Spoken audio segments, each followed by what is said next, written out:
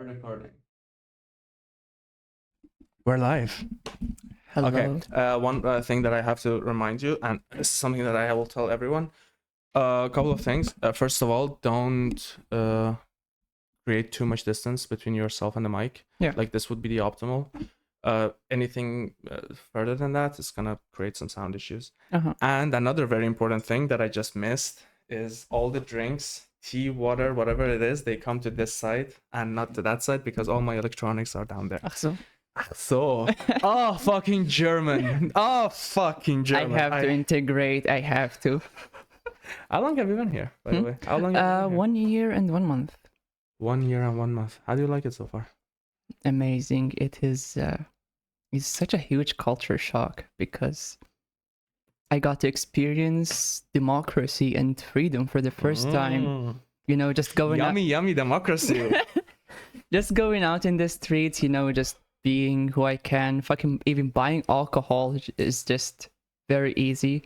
As someone, I did live in Russia for a while. It was no problem, but I did live majority of my life in some Middle Eastern countries. Some Middle Eastern countries. Which Middle Eastern are we talking about? I mean, I know, so I will be asking a lot of questions that I already know the answer to because we've been hanging out before, but I would still ask the rhetorical question for you to answer. Which country are we talking? So, shall we start from the beginning?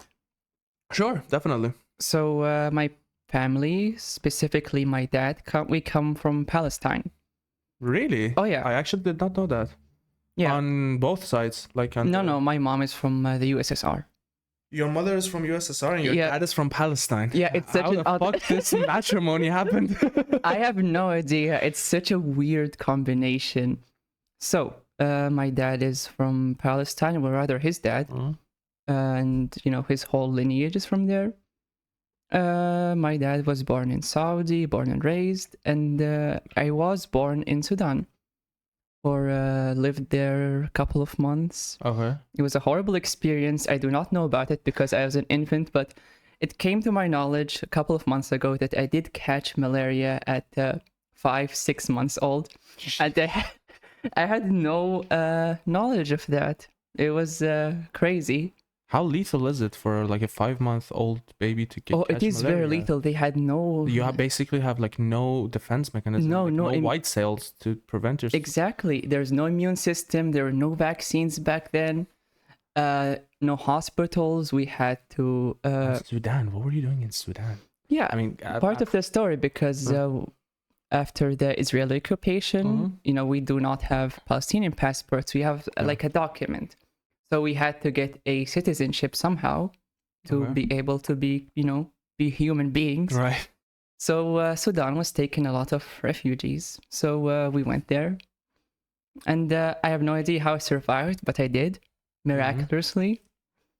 And after that, I did move into Russia, St. Petersburg. Okay. Because we realized that Sudan is no place to raise an infant. Yeah, no shit. The death toll was in the millions and still is. People are dying usually from malaria, and Sudan right now has the world's largest humanitarian crisis, and we do not hear much coverage about it because the media likes to keep silent on whatever happens in Africa, like what happens in the Congo, what happens in Rwanda, all the other countries, Sudan especially. We do not hear much coverage about it, although we do hear a lot of outcry, a lot of outrage from, for example, Ukraine. It is now the world's eyes, global eyes are on Ukraine, although we are completely ignoring Sudan, classified by the United Nations as the world's largest humanitarian crisis ongoing.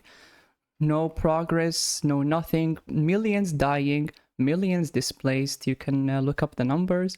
Okay, but we'll talk about this. Like, Of first, course. continue the pattern. Of, Yeah, I do get lost. So, yeah.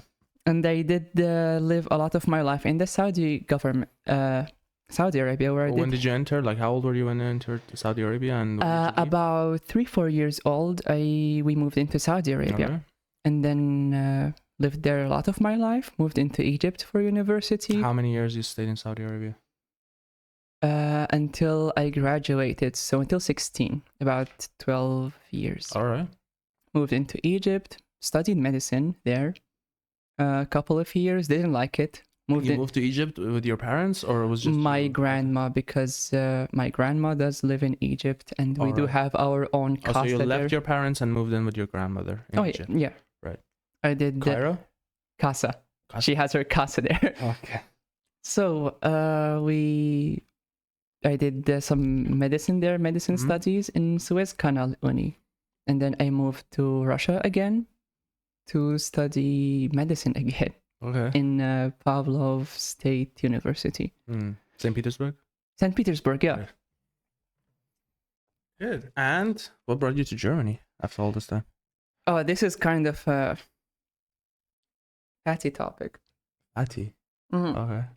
So after my stay in Russia, I did suffer a lot of depression, and I moved back to Saudi to Okay. stay in with my dad, because my mom's situation in Russia is that there's no one at home. I was also there with my other grandma, Mm-hmm. but she's in no shape or form to like be around. I felt lonely. My Russian is not that good, and I do know a lot of Russian, but not enough to like blend Yeah, in. yeah. And also as a brown person, Especially with Russians. oh yeah, Not speaking any other language but Russian. That oh yeah, usually they do happens to be not the know. case. Yeah, they do not know shit about English. And also because as a brown person in Russia, you are a lot likely to experience racism, which I Really? did. Oh yeah, I actually have no idea about what's the they're racism super scenario. racist in Russia. Racist towards like brown people, or racist towards anyone who's not Russian in general?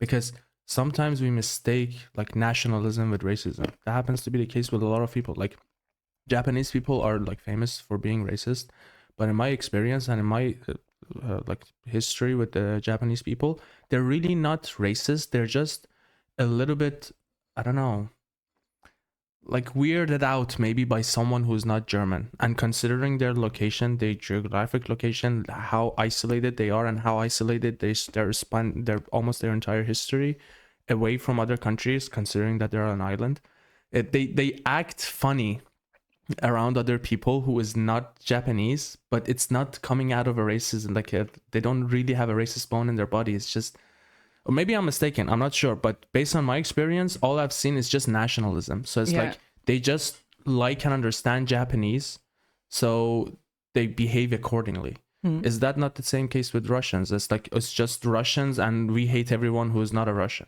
No, that term is called xenophobia. Okay. And I think what Japanese people have is definitely xenophobia or xenoparanoia, like what you mentioned. Someone, I'm an old person, I'm living in Japan in some secluded place. I don't really interact with foreigners. And then suddenly I see this colored gentleman, and I will be very surprised, very confused. I've never seen that before, never interacted with it before. And some do tend to have just xenophobia, like hate for anyone who isn't Japanese. Is that what xenophobia is? There are just too many phobias for me to catch up on. Right, I'm Iranian. The phobias don't really reach that part of the world. No, it is xenophobia is like when you are too nationalist that anyone who isn't from your country is just an X. Doesn't matter if they're from the same race, even your neighborhood country, just anyone who isn't Japanese. Okay, so what you experienced in Russia was not xenophobia, it was like a blatant racism. Blatant racism, yes. And what was how extended was those experiences? Was it just like a verbal form of racism, or like it got physical, or it was both. It was verbal and physical. I would say the worst physical altercations I had were always in the metro. Okay. As such the case is in Germany. In most countries. Do you know how many times I've been finger up the ass in Iranian metros? Like my ass is just accustomed to it. It's just after a certain amount of time you just stop caring. It's like this is a public place. You're in a public place. You have an ass. Your ass is a public property. Just go with it. I hate the fact that this is, normalized and being laughed about. No, it's not normalized, but like you go through these shits enough times, you just get accustomed to them and it ceases to bother you. I mean, fair point. I'm a heterosexual male. So the experiences that we share are, I'm assuming, is very different. Because like the sexual harassment that you would experience in Iran is something that you can have some controls over, especially if you're a dude. It's like, okay, what the fuck are you think you're doing? So you would be able to like defend yourself properly, and there are differences.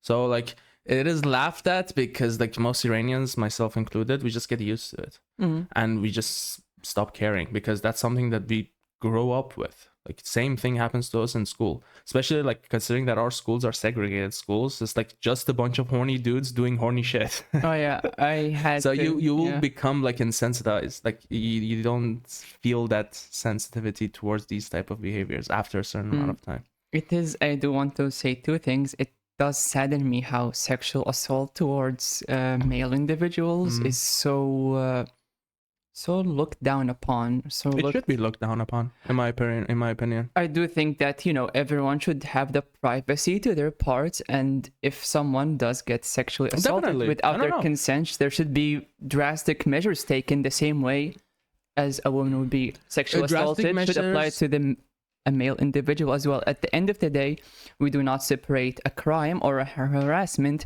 based on a sex aspect. A crime is a crime. Doesn't matter if you're a guy, if you're a woman, if you're non-binary, if you're whatever.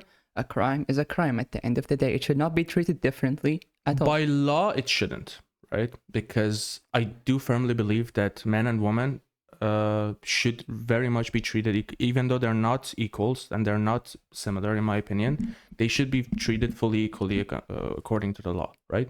So with that, we have no disputes. But there should be a difference, like a social difference, let's say. That imagine a scenario when like a 80 kilogram dude, like I'm saying the weight, so you would have like a visual imagination of like the scenario. You have a itself. cigarette? Yeah, sure. So yeah, if let's say an 80 kilogram dude is trying to sexually harass a woman that is 40 kilograms or like 45 kilograms, 50 kilograms, whatever that might be. Basically what I'm trying to say here is not the weight, is just trying to tell you what the size difference is. Yeah, of course. So I think it should be different if an 80 kilogram dude is sexually harassing a 50 kilogram woman and sexually harassing a dude that is 120 kilograms.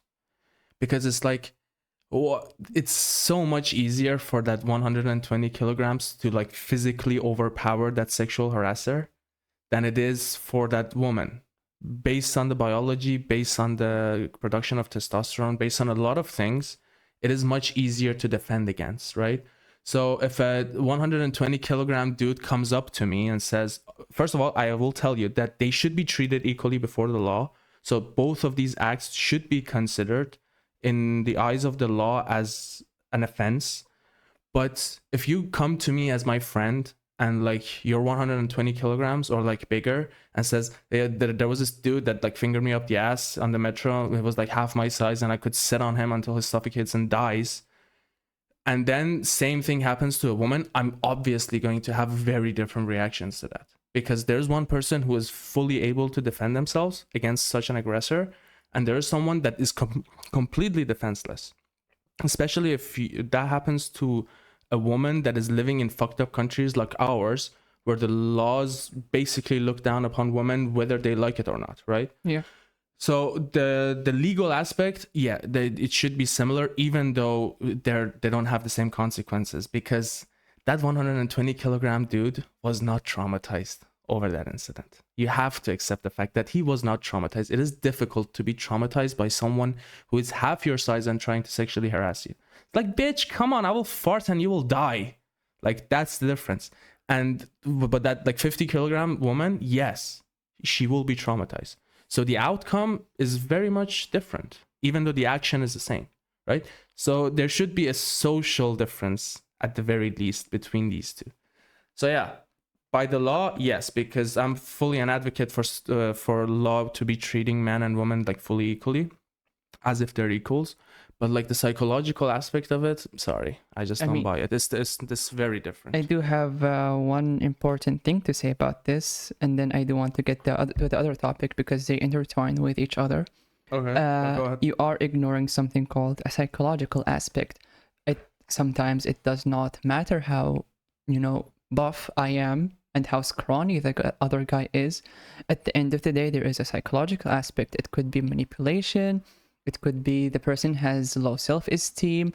It could be the person has trauma, and these things really affect. Sometimes we see people. As a dude, Yeah, I but would tell you no, not I do really. want to finish though. Oh, sorry. Go ahead. We do see a lot of male individuals who are, in a very good shape and form to defend themselves, but they do have the psychological limitations. We cannot expect that every citizen, hey, if you do fit with this category, then, I mean, if you do not defend yourself, then it's kind of your fault, or you should not be feeling that bad. No, at the end of the day, sexual assault is sexual assault, and the physical aspect does not really contribute to that. That person should have defended themselves, especially that, for example, there are loopholes.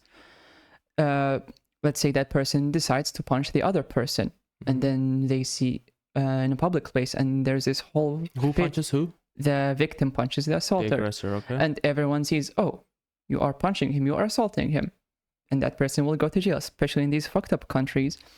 And that person may not have the mental capability that's a very different thing, though. No, that's a matter of if you can prove that someone was sexually harassed or wasn't. And it's like, okay, I punched this person because he literally had his finger up my ass. But how do you prove it? Same thing. How do you prove the actual act of violence? You do have witnesses. Although then you have witnesses for both actions. No, most sexual assault happens in a very discreet way. No one goes in public and assaults you publicly. It happens like a grab of an ass or, a finger. And besides that, a lot of male individuals do get psychologically manipulated into sexual assault or even rape, and they cannot do anything. At the end of the day, it is sexual manipulation. Sure. I mean, yeah, you could have multiple exceptions for these type of rules, but if you look at it through the general point of view, like a general perspective, as like a simple brute force biology, there's a difference. Come on. Like, you have to accept the fact that there might not be legal differences and there shouldn't be legal differences, but there are very much psychological differences, because I've seen a lot. Like, I've seen and talked and be friends with a lot of people who went through a lot of sexual harassment during their days, and they're really not bothered by it, just like me. Like, I went through the exact same thing. I grew up in the neighborhood that I'm coming from in Tehran wasn't really like famous for this type of behaviors, but the high school that I went through in that particular neighborhood was actually infamous, that you go inside a virgin and you don't leave that place as a virgin. Like, something happens to you. It was called the Amuyan High School. I'm surprised that... Yep, and like, this happened to all of us, basically. Like, it might not happen to like maybe one or two, but everyone who was in that school. And I will tell you, when we looked at it like this, we were able to look at it in a form of comedy, in a form of comic, a lot easier than other people would be able to do that. And when you look at anything through the comic scope of view, you're not bothered by it. I mean, sorry, I've had friends, like girlfriends, who were sexually assaulted and went through a lot of sexual harassment, and I have the same thing with dudes. But it is much easier for me to see the effects in the women that happened to and in the men that it happened to. It does. Like, it's visible. It was like right in front of my eyes. Like, I was hanging out with them. I was friends with them on a regular day-to-day basis, right? So you would see there is difference. There shouldn't be difference about how you treat the aggressor in the eyes of the law. But the social aspect of it, the psychological aspect of it, all of that is really not the same. Not always, though. Like, because you hear that it's also men who sexually assault men, right? So there are some levels of sexual assault that would really fuck up that person, regardless of the gender. Yeah. And it happens on both cases. Like, don't get me wrong. Men also get seriously assaulted. Of course. Like, I was assaulted, but maybe the level of assault was not that high to really fuck me up. Like, I never felt powerless. I never felt like without help. I never felt isolated. But there were a lot of cases when this actually happened to some guys, right? But it was like, if you consider the ratio and the percentage, I would say it's far, far less for men to be really traumatized and scarred by sexual harassment, especially because that the term sexual harassment has such a broad definition to it now, because it comes from an inappropriate touch to like an actual act of rape, right? And you have to accept there are differences between the two. they might both be considered in the eyes of the law as sexual harassment, but there are psychological differences between the two that are incomparable. Like a slap on the ass is different from like being held down by like 3 people and getting raped, right? Yeah. So there we have this, and you don't have this as much when you're considering a man as a victim of sexual assault. It does pain me, or it is quite humorous how this is very, or the most prevalent in Islamist, I will say Islamist, not Islamic countries, when they preach this book of theirs very in a very orthodox manner, yet they do one of the biggest sins according to them, which is homosexuality. At the end of the day, they are men touching men. They do not mind that society, apparently, Obviously. from your story, does not really care that much. Not at all. And these men are the same who would see if a woman has her hair out, they would beat the shit out of her. But, they can molest a guy because, hey, it is hypocrisy in the end. It's not just hypocrisy. I will tell you that like the biggest issue that I think both of us share regarding dealing with Islamic regimes, because by the end of it, both of us are coming from Islamic regimes. It's just different types of Islamic regimes. It's not just a form of hypocrisy. It's like a mental insanity, because, well, I cannot really put my own experience on the line because, well, I did have very like Islamic family and Islamic parents, but they would what I would call someone who is a little bit moderate form of Islamist, right? So like their point of view was a little bit different. But even to my moderated Islamic family, I went through some stuff that was confusing as hell, especially regarding sexuality and regarding sexual orientation. Because like I remember, I think I was maybe 9 or 10, like very young, like barely had any idea about the concept of sexuality. And we had this like habit that like our neighborhood was created out of multiple complexes, like multiple blocks, and like the kid from every block had like a bunch of friends from that same block. They would go in front of the block and just play soccer, badminton, whatever the fuck that might be. Yeah. And I remember like one time, I think I was 10 years old, maybe not, maybe even younger. And I was downstairs playing badminton with a girl. Her name was Rosita. I hope she's listening. I hope she will listen later. I haven't seen her or talked to her in like 20 years, maybe. So like, but since this memory is a very vivid and like very influential memory in my existence, this is something that I fully remember her face. I fully remember the experience. I fully remember everything. So I was just playing badminton with Rosita, and my father was coming back from work. My super religious Muslim father was coming back from work, and he saw me because there were like a bunch of dudes playing football, and like they were my friends, and I was literally playing football with them like 20 minutes ago. But like I suddenly happened to change and like go play badminton with Rosita because I don't know why. Maybe like the teams were full. I couldn't play football, whatever the fuck the reason might be. And my father saw that. It's like looked at me, and since he was a very moderate form of Muslim, he didn't say anything then because I was playing with my friends, and he didn't want to like crush my ego in front of my friends and say something like super religious that would come out as weird to my friends who were playing with them. So it was like he was kind of aware of the human psyche, but he still was like a fearlessly devoted Muslim. And he said nothing, just looked at me and went upstairs. And and the playtime was over. I think it was like 9 p.m. And I said, okay, guys, I'm fucking off. I'm going home. Bye. See you tomorrow. I went upstairs, and there was my dad waiting for me in the living room. Said, what were you doing playing with that girl? It's like, you just said it yourself. I was playing with that girl, like very innocently and not at all sexually fueled, playing badminton with a girl. It's like, no. Like there are boys there, and I saw the boys, and they're friendly. You're friendly with those boys. You will play badminton, football, whatever fuck you want to do that with. You will do that with the boys. There's no reason, because haram. Why? Like you're not supposed to touch that woman. Like you're not supposed to do this. You're not supposed to talk. You're not supposed to do. And I just told you this to tell you that this was the environment that I grew up in for like a certain period of time, and I remember vividly that I was told that no woman, no woman, no woman, no woman so many times that I legitimately thought I was gay. Oh.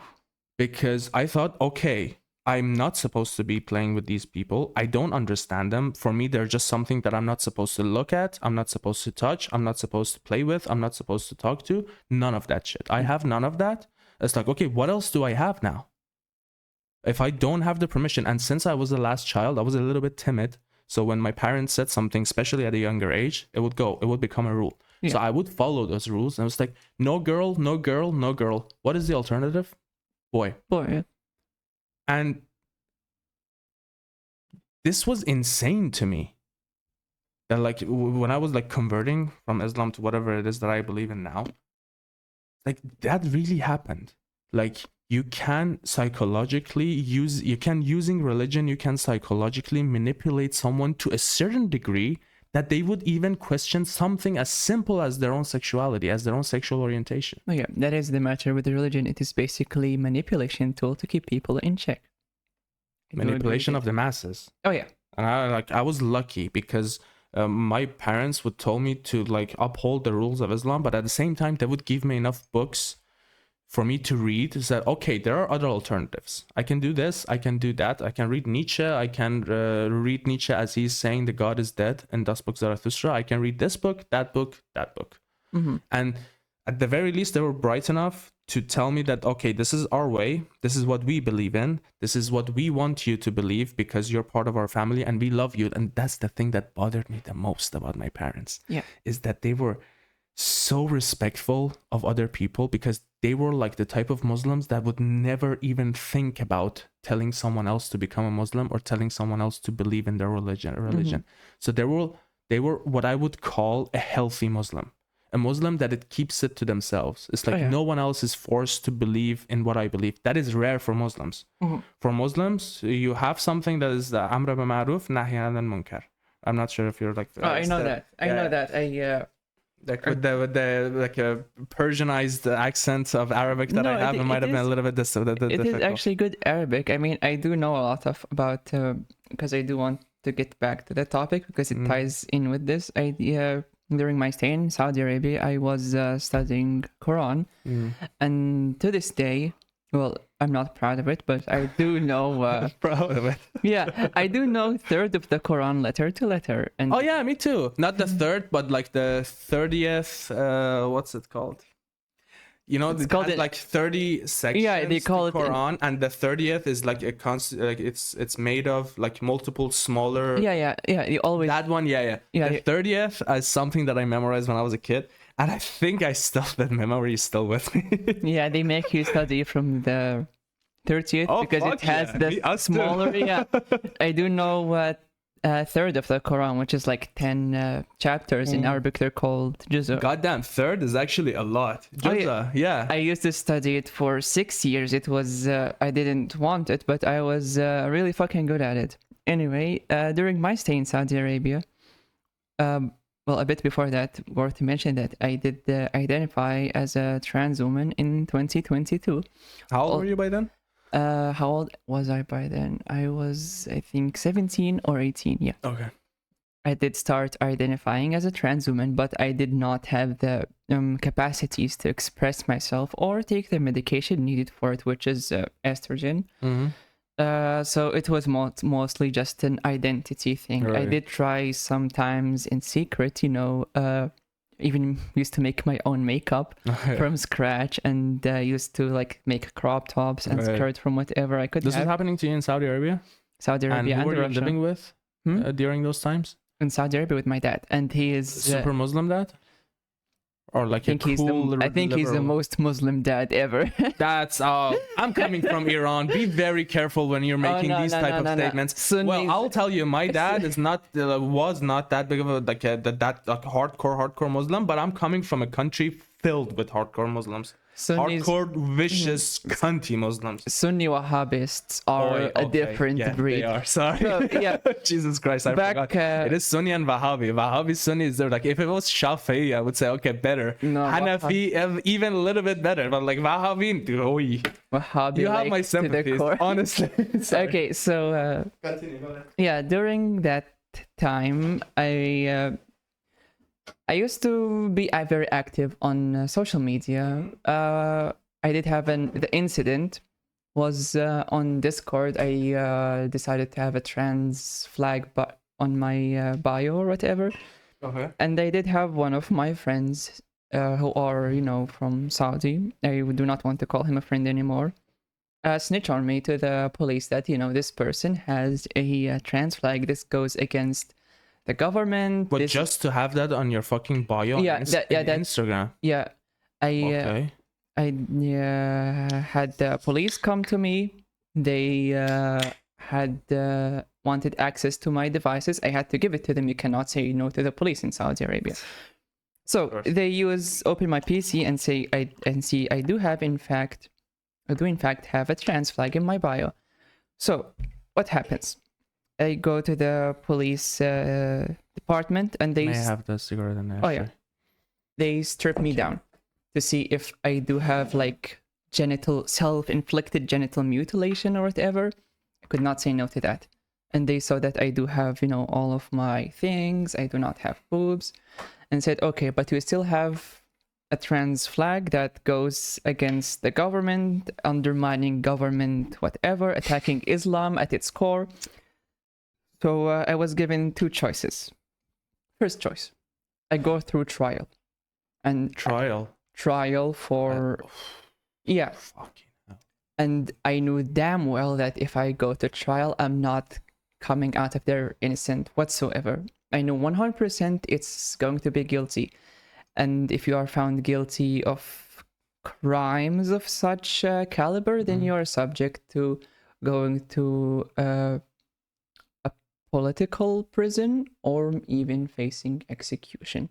Execution as in death. Oh yeah, they do like to do this for anyone who's politically active, leaning more like towards the left. If you are okay, but how many followers did you have on your? No, Instagram? I did not have. It was on Discord. I did not have any followers. It was just my private Discord account. It is that extreme. Anyway, and what a shitty friend you had back then.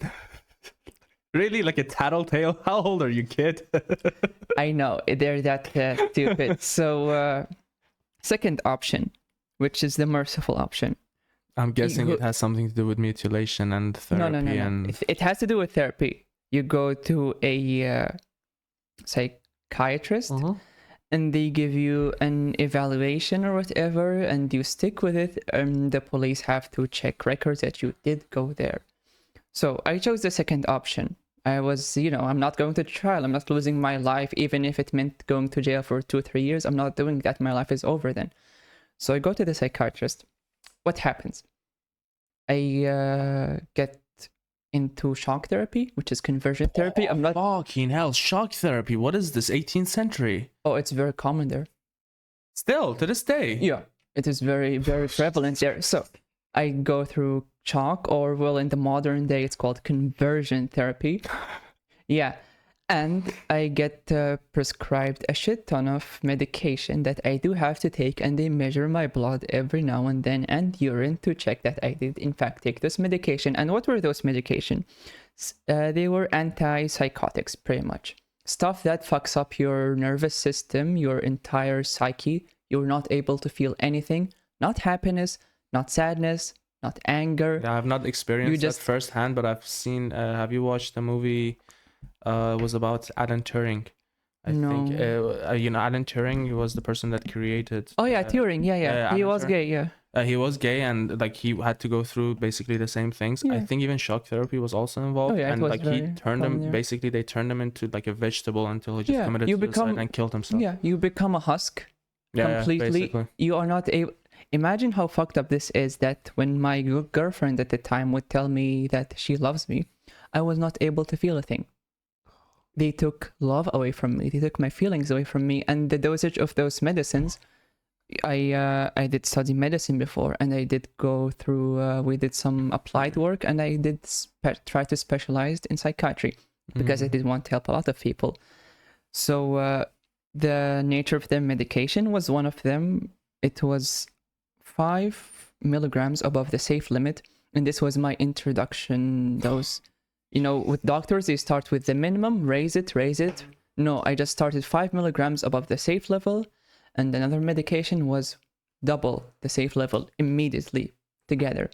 So that was not nice. I had to suffer with that for about a year or so, all for the crime of just me being trans. Not even being that. Just because, having just a trans having that flag. flag there. Yeah. Like not even coming out. You didn't like fully come out to the government or your parents saying I'm this. You didn't hold a sign.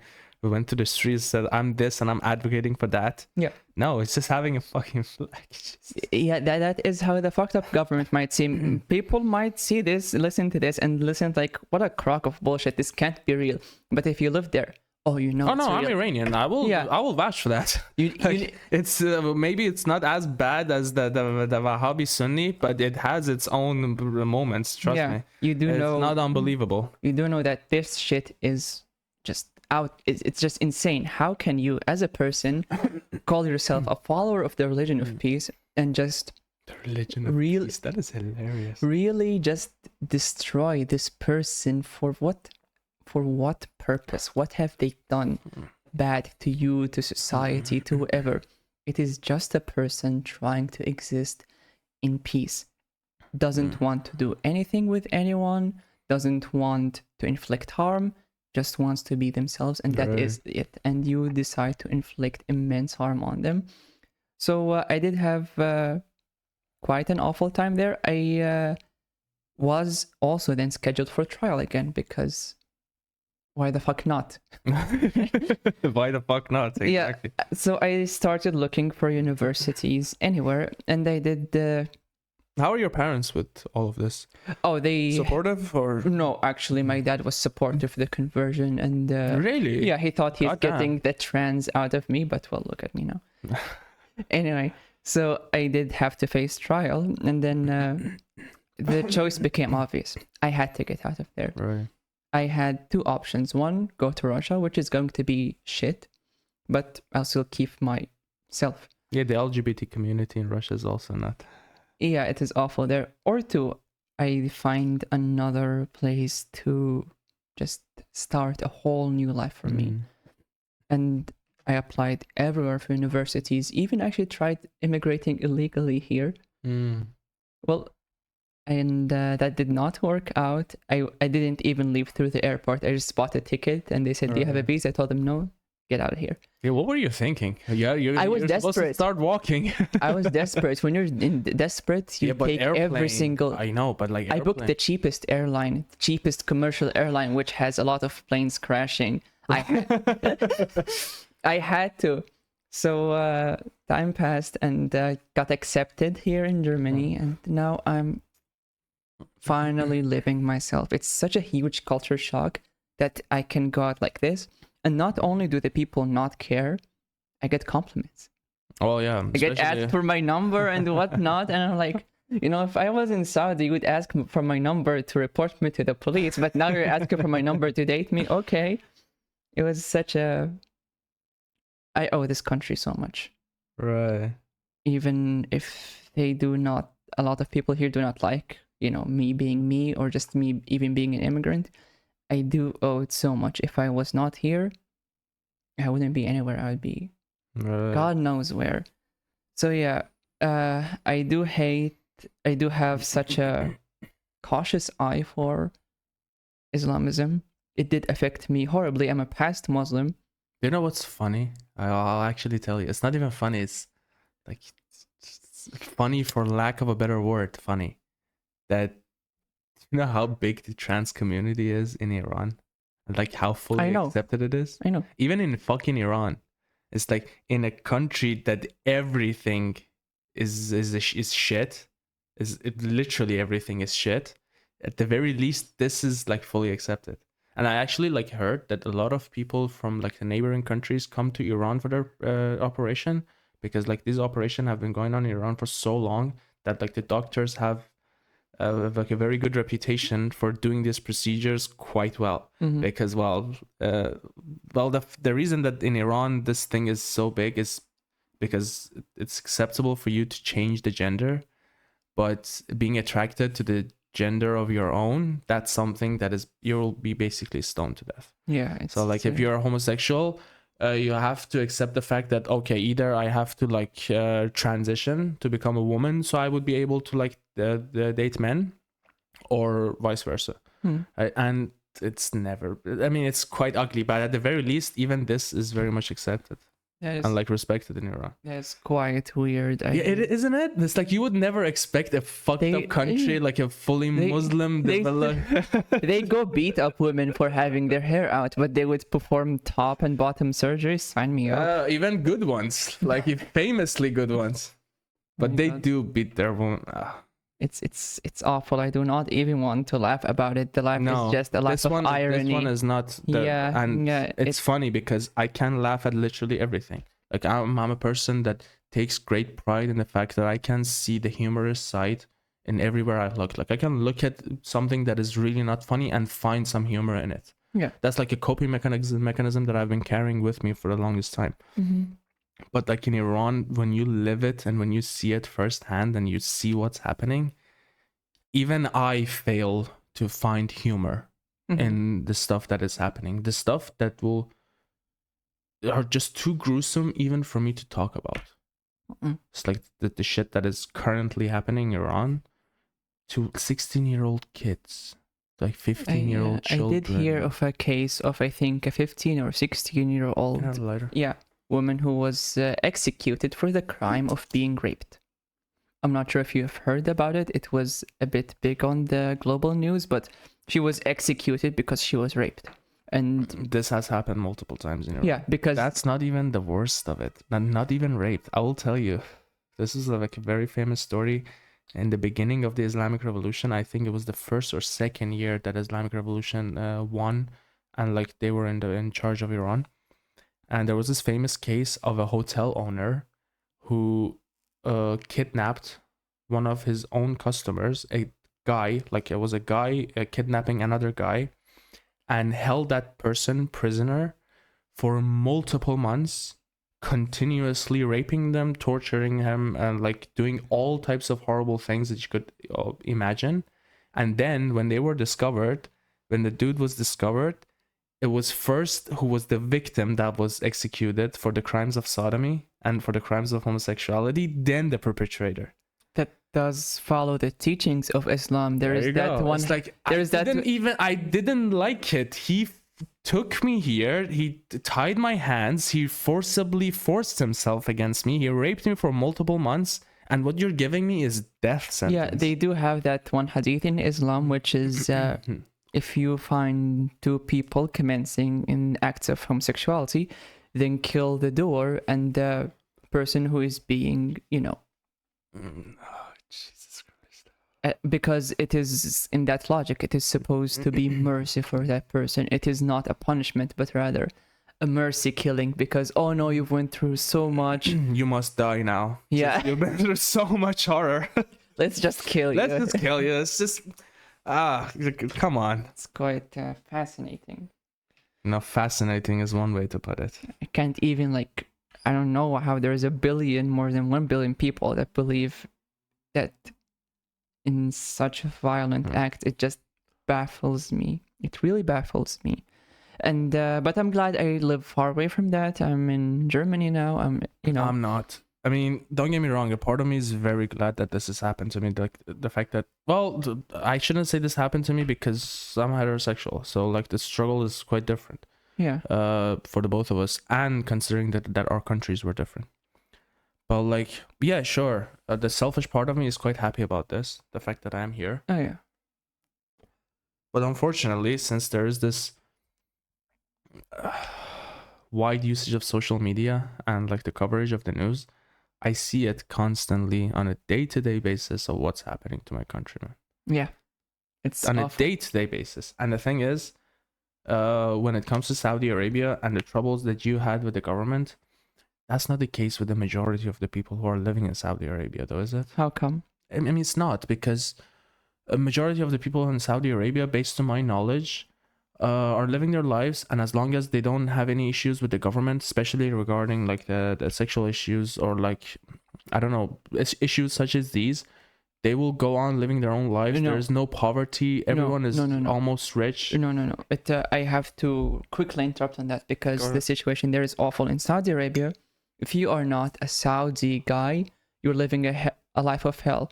I'm going to take the two biggest... in Iran, everyone is going through the life of there hell. are two big, awful things. Well, Saudi Arabia does have slavery, in which Saudi nationals import maids and butlers, like a driver who also like does the chores for them, and those people have They their import, or they come based on their own, No. like if they're willing. both.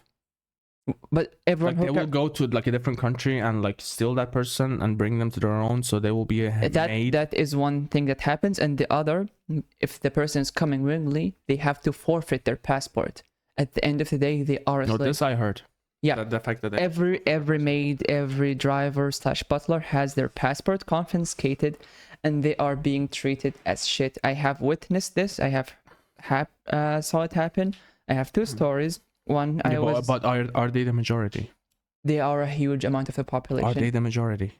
There are at least 1 million, but they're not the majority. But there are at least This 1 is what million. I'm saying. Like the only thing that it has, the difference in Iran is like in Iran is the minority that is holding the power, and it's just the majority that is I suffering. mean, if you come on all levels, on the economic levels, on the social levels, on just because of the crimes of being a woman, because of the crimes of you want to be like a free woman. This is happening to like at the very least minimum 50% of the population. but because it's the 50% that is the woman. I'm not saying that like Saudi Arabia is a better government because they're doing this to a minority. No, if you're doing something very awful, you're doing something very awful, and you should be ashamed of it, and you should be held accountable. I do, however, want to finish what I was saying because it does answer the question. That is one part, which is the workforce, and I'm also going to mention that the other workforce, which are foreigners, which contribute to a lot of, almost the overwhelming majority of handiwork in the nation, get paid breadcrumbs. For example, my father, he's a cardiologist, 20 years working in the same hospital, receives fourth of a salary of a junior doctor who is a Saudi. That is foreigners aside. Women. If you put the women and foreigners together, you form an overwhelming majority. There was a statistic that showed more than 60% of Saudi women experience severe household abuse, and those were only the women who had the guts to report that, who had the courage. You know, as a woman there, you're supposed to be obedient to your husband, so a lot of these things go unreported. However, it showed that 10% of these 60% women go to the hospital because their injuries were so severe. A broken nose, a broken arm, hemorrhage in their head. Things that require immediate medical intervention. 10% of the women in Saudi Arabia experience this. And it is so awful. It happens not only to Saudi women, but also non-Saudi women suffer even worse. When you combine the women, the foreign workforce, you have much more than 50% of the population, and those people just get absolutely living in hell. The only people who are left to their own devices, which they weren't before the abolishment of the religion police. If you were a guy and you were... Well, at the very least, you abolished the religion police. We still we're like Iranians still are dealing with the religion police every day, in every street, in every corner. They're still waiting, looking out for women to see if their hijab is falling just by 2 more inches than usual, and then you're getting beaten and you're getting inside the van, and God knows what fate is waiting for you. You know, we abolished the religion police. We are all good for you. We're becoming liberal. Like at the very least, a half a step in the front. Yeah, you know, we're starting to realize. I shouldn't say we because I'm not a Saudi national. None of my family are, but they, you know. Well, you lived there for the majority of your life, so but you are I do entitled not, a bit to call that we. No, I do not. I washed my hands clean of that place. I do not, you know, relate to it at all. Good for you. I can't. Iran is just too much in my fiber. If I if you ask me to identify what my country is, I would tell you, I do not have one because pretty much I am born from a country of refugees and we do not have a set home, except if you would consider Russia, but that is due to my mom's side. Yeah. Other than that, I do not have a country of birth. I'm born in like a foreign country for a couple of months, then moving in and out and there and there. And it's just, I do not have a place where I was raised and that I could call home.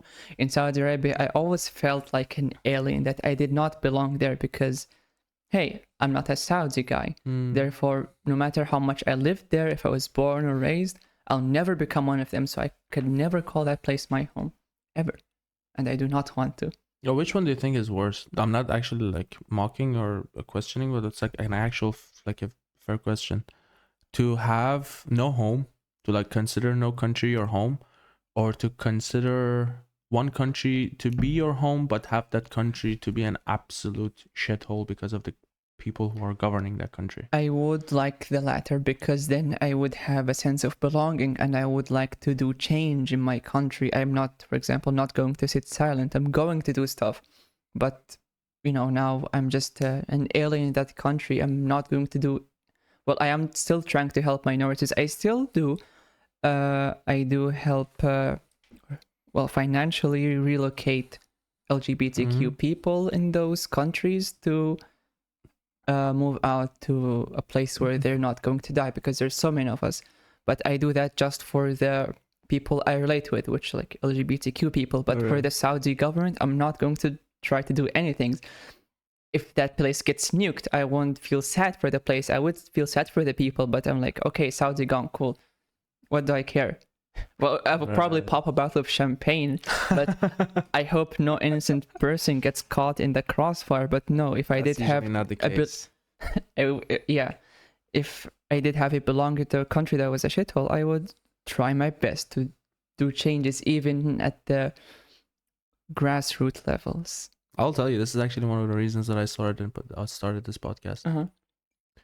Well, I had like a multitude of reasons to start this. Some of them were selfish, some of them were not. The first one was that there's always this lack of like English speaking people who are fully aware of what's happening inside Iran and fully aware, and at the same time are fully willing to talk about what's happening inside Iran, because the government that is in charge of the Iran at the moment is just too brutal for anyone to even wish to speak against them, even living inside the foreign country, because the Iranian regime has a very long history of trying to assassinate like people who are talking against them, especially in a foreign language, because they present like a very legitimate threat. Because, well, Farsi is not an international language, English is, and most people do understand English. And when you're telling other people from different countries, different nationalities, and you're telling them what's happening within your borders, and what you're actually saying is actually credible because you lived the majority of your life there, that is a very serious threat to the Islamic regime, and they will do whatever they can to either discredit that person or basically just remove that person from the face of the goddamn earth. The same also goes with the Saudi. I'm pretty certain. That's the thing with dictators. Dictators just fully repeat the same pattern over and over. That's why like the books such as like 1984 on Animal Farm that was written by Orwell. I'm not sure if you read them. Of course. Yeah. So like when you read that, it is very hard to differentiate that is this book talking about the Soviet Union, or is it talking about Pol Pot in like Cambodia, or is it talking about Khomeini in Iran? Because like this is what happens with dictators. They follow the same patterns, because you either have dictatorship or you have democracy. You have nothing in the middle. It's either this or that. And when you have like a dictatorship form of government, they're just bound to repeat the same patterns over and over and over. I mean, I get it. I will actually give credit to Khamenei. That fucking cunt is very, very bright. And he has used the experience of every dictator that came before him and used their experience as a way to stay in power. Said, okay, I won't make the mistake that Gorbachev made. I won't make the mistake that Gaddafi made. I won't make the mistake that Saddam made. So he's like very much learning from the experiences of different dictators, which is actually, I'm guessing, is one of the reasons that he has managed to stay in power for such a long time. But eventually, if you look at it, every dictator is basically the same. Like, it's really difficult to differentiate between the two of them, because you have freedom or you have lack of freedom. That's all you get. So I'm not surprised that like basically the same patterns that are happening in Saudi Arabia are happening in Iran, especially considering the fact that these are two types of religiously backed dictatorship. Because there's a difference between a religiously backed dictatorship or an ideology backed dictatorship. They're also economy, like the economy based dictatorship, because like the Soviet Union had no religion behind it. And when you don't have, and it was abolished. I would assume because one of the reasons was because of that. I mean, there were a multiple of reasons. One of them was the disaster in Chernobyl. One of them was the fact that their economy was suffering. The people were tired. This will all play a factor, but the main reason that Islamic Republic has managed to stay in power, Islamic republics in both our nations has managed to stay in power, is because they have something as good as religion to hide behind. And when they have that, it just basically gives them another guarantee of 20 extra years of life. So, okay, if you're a dictatorship, you will get to be present in your country for 40 years. If you're an Islamic dictatorship, you get to be there for like 100 years. Because then you have something to fall back on. And motherfuckers in Iran, and I'm guessing in Saudi Arabia, have learned how to maximize the religion to their benefit. They maximize the religion to their benefit, because like in Soviet Union, if you did something against the government would just be able to tell that this person is against labor force, this person is against the miners that are working in this person in this area, on that area. But like in Islamic forms of dictatorship, you say something against the governing power, you're saying something against God. You have the fear of hell to put people in their places, especially people who are not all that educated. It's like 20 times easier to do that. Luckily in Iran, a lot of people are educated. But at the same time, it is fucking awful, because the regime that the Iranian people have to fight is just such a vicious regime. They have literally no regard for anything. You're a child, I don't care, you're dead. If you fight against us, you're dead. You're a woman, you're dead. If you fight against us, you're dead. And I think the worst type of dictatorship is the religious form of dictatorship. Because when you, for example, if you want to, like you said, criticize the government, you're not criticizing the government, you're criticizing 1 billion people, you're criticizing God himself. And one thing also worth mentioning, that although Iran does have a lot of sanctions, a lot of international pressure, Saudi Arabia doesn't at all. Pretty certain we're all familiar with it. Do you think that's one of the reasons is because like the Iranian regime is more vicious than the Saudi Arabia? Or No, there's a reason. I'm getting to it now. Sure. I'm certain we're all familiar with Mr. Jamal Khashoggi. Oh, definitely. Killed in Turkey, dismembered. There was evidence everywhere. MBS still says no to that. Still, to this day. No, MBS... they actually did a very interesting move. So at first, there were like 3 stages. There's 5 stages of grief. They only went through 3. First, they said no, the guy was alive. Then second, they said the guy died in a fist fight. Then third, they said, oh, actually, he did die by Saudi officials who operated a rogue operation. And what do? They kill everyone who was involved there. The people who carried the operation, senior officials, anyone who knew about this dead. And the government didn't get anything. Fuck, they're hosting FIFA now. Why? Because they have the world's pretty much supply of oil. There will be no pressure. The US does a lot of arms deal with them, and Saudi uses this to destabilize the entire Middle East. They will face no sanctions. They'll be friends with everyone because they have the oil. As if Saudi didn't have the oil, MBS would end up like Gaddafi or Saddam Hussein. But no, he controls the world's oil. If you try to fuck with him, they will do the same thing as King, I think his name was Faisal, did. Cut off the supply to the US during, I think, a certain war. I think it's the Israeli war, but I'm not certain. They did assassinate the king, but nothing against the government itself. But yeah, they control most of the world supply. They're a member of the world's biggest cartel, OPEC. So let's just become their friends. and let them host FIFA, let them host all Well, of that's the because you pay. events. I think the only difference, like one of the only differences that the Islamic regime in Iran has with the Islamic regime in Saudi Arabia is that one of them happens to be the friend of the US and the other one happens to say death to US on a weekly basis when they're hosting the Friday prayer. And it's not just the Friday prayer, like death to America and death to Israel has been forged into the ideology of the Islamic regime. Even in Saudi, we say that in Friday prayer as well. Death to America. Oh yeah, like God take revenge of the Americans, of the Israelis, particularly Americans. Yeah. What the fuck is, at the very least, our government is saying death to America, but at the same time they have like the animosity towards the Americans. The only difference is that you do not control a vital resource needed for the world. Says who? We do. We have oil. We have a lot of it. Not as much as Saudi. I'm not sure if that's true. I don't think that's actually true. I think if you compare the oil reserves, okay, maybe like you're second in the top 5 I could look up the statistics, so we'd make sure to convey correct info. But don't worry, we have enough oil to pick the interests of the United States. But the thing is, we don't have you don't have the death to America as like we forge in your ideology. I would assume that you did.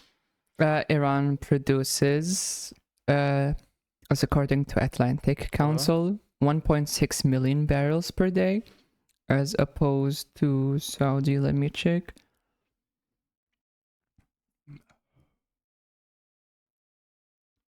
Which produces, as of 2016, 12 million.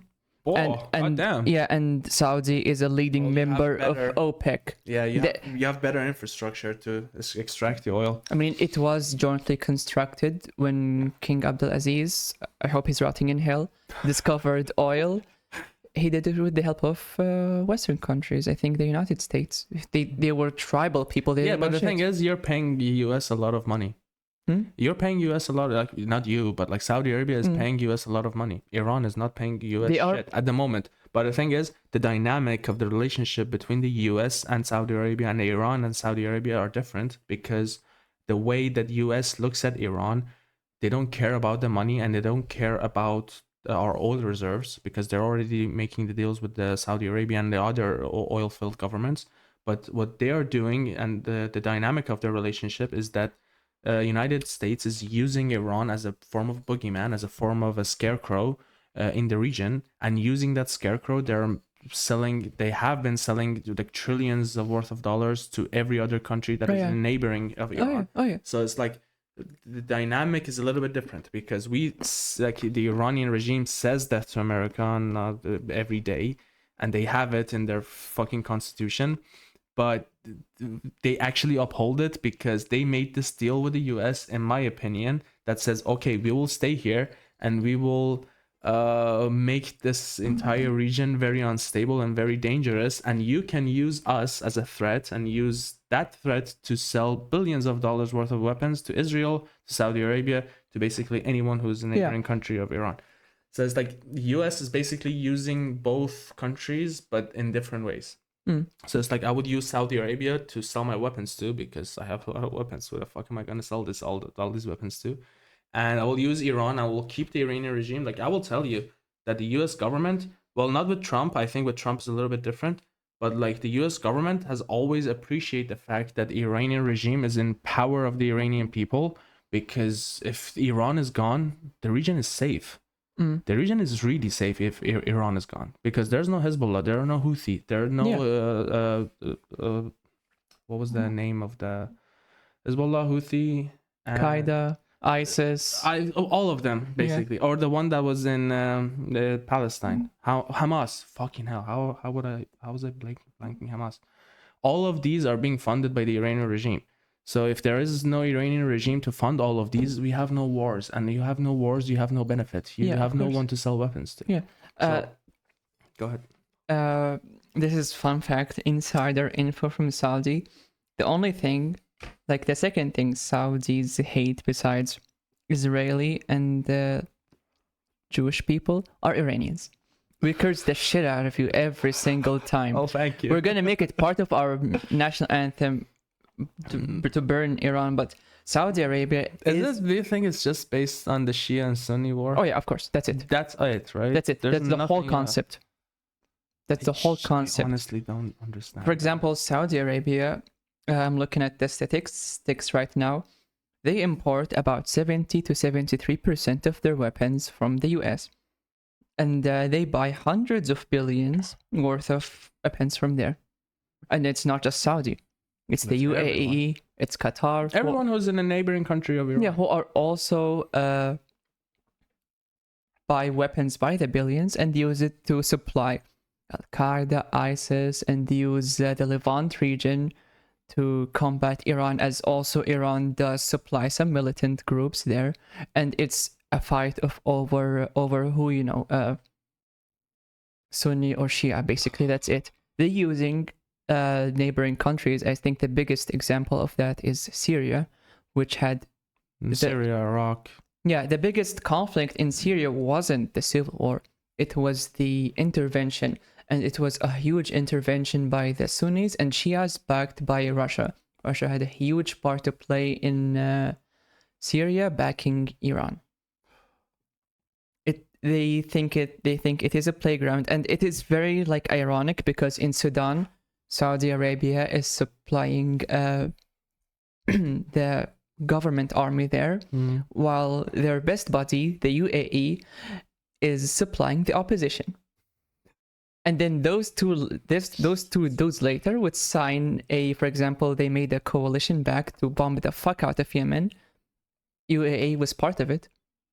Meanwhile, they're fighting each other, in other countries by supplying the people to do their fighting for just, I don't know what, political gain or whatever. When it's Sunni versus Sunni, it's political gain. When it's Sunni versus Shia, it's just religion.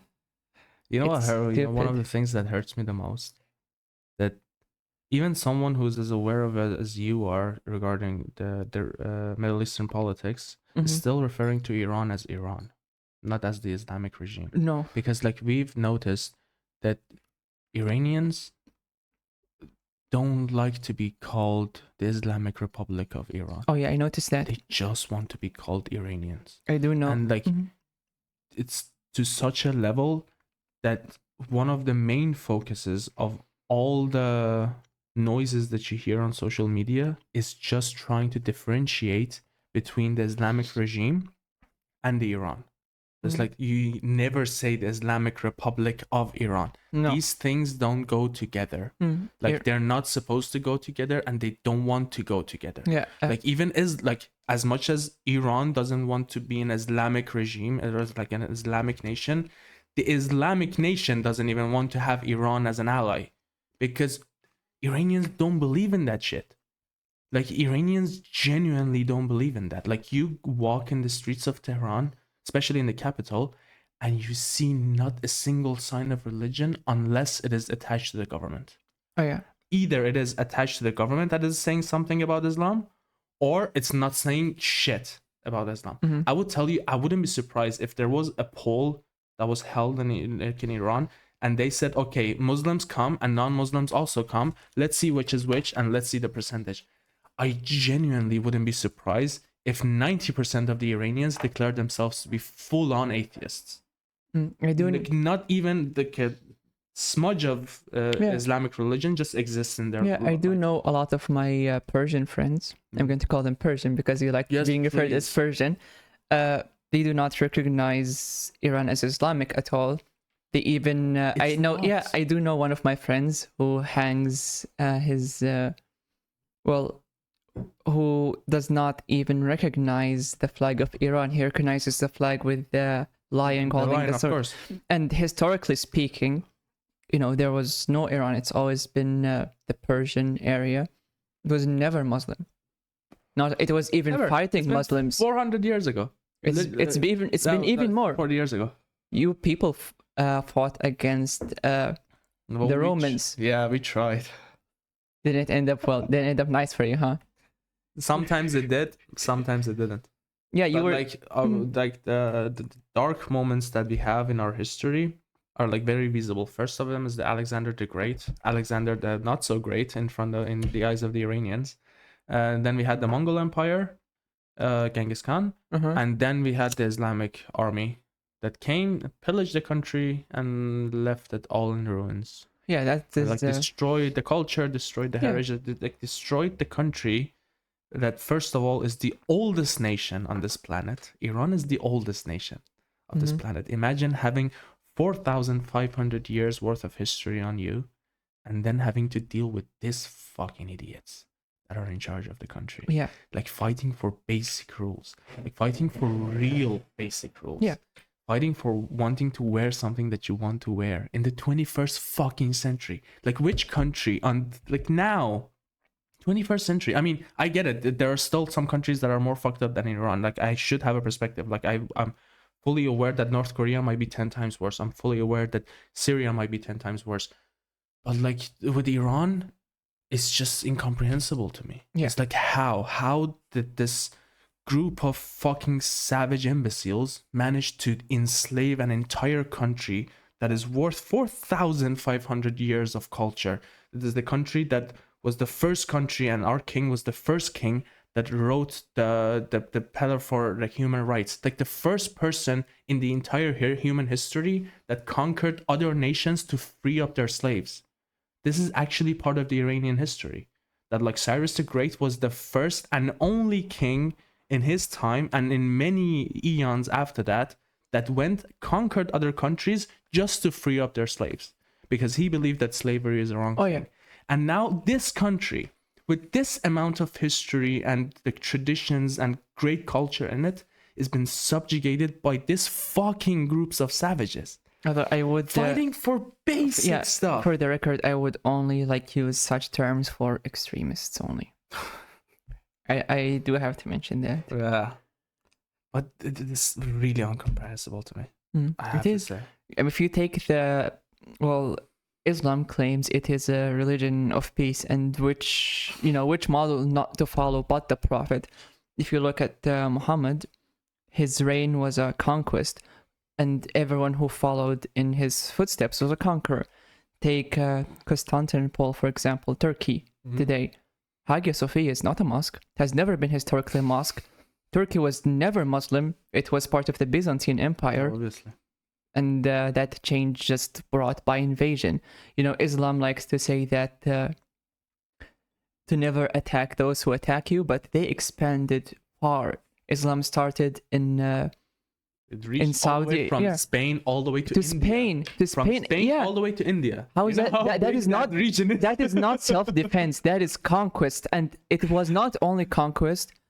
As a leftist, it was also imperialism. It is funny that how two of us continue. Sorry. It is imperialism. They conquered the places, and if you did not convert to Islam, you were forced to pay a special tax. I did some maths on it, and I think by today's rate, it would be equal, just the tax for not being Muslim, I think, to $500 to $1,000. Hey, I'm a Christian. Cool, we conquered your country. Now pay us money or convert.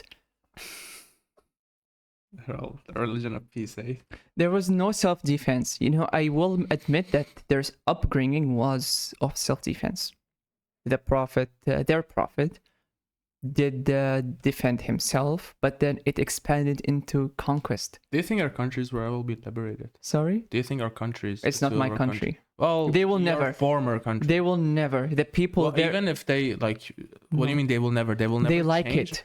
They love it. Even the women. They love being That's oppressed. the difference with Iranian. I will tell you that's the main difference then. Because no one in Iran loves the Islamic regime. I even did, as a teen there, try to say like, hey, they're deporting, there was mass deportations, even bigger than IFD standards, and there were no protests. In fact, they were supporting it, and everyone was happy. I even had one of my friends, which was so fucked. That Stockholm syndrome? We were not even in middle school, Ali, and I did tell my friends, why are my people being deported? What did we do? And he was like, I don't want to lose you. I hope you're the last to be deported.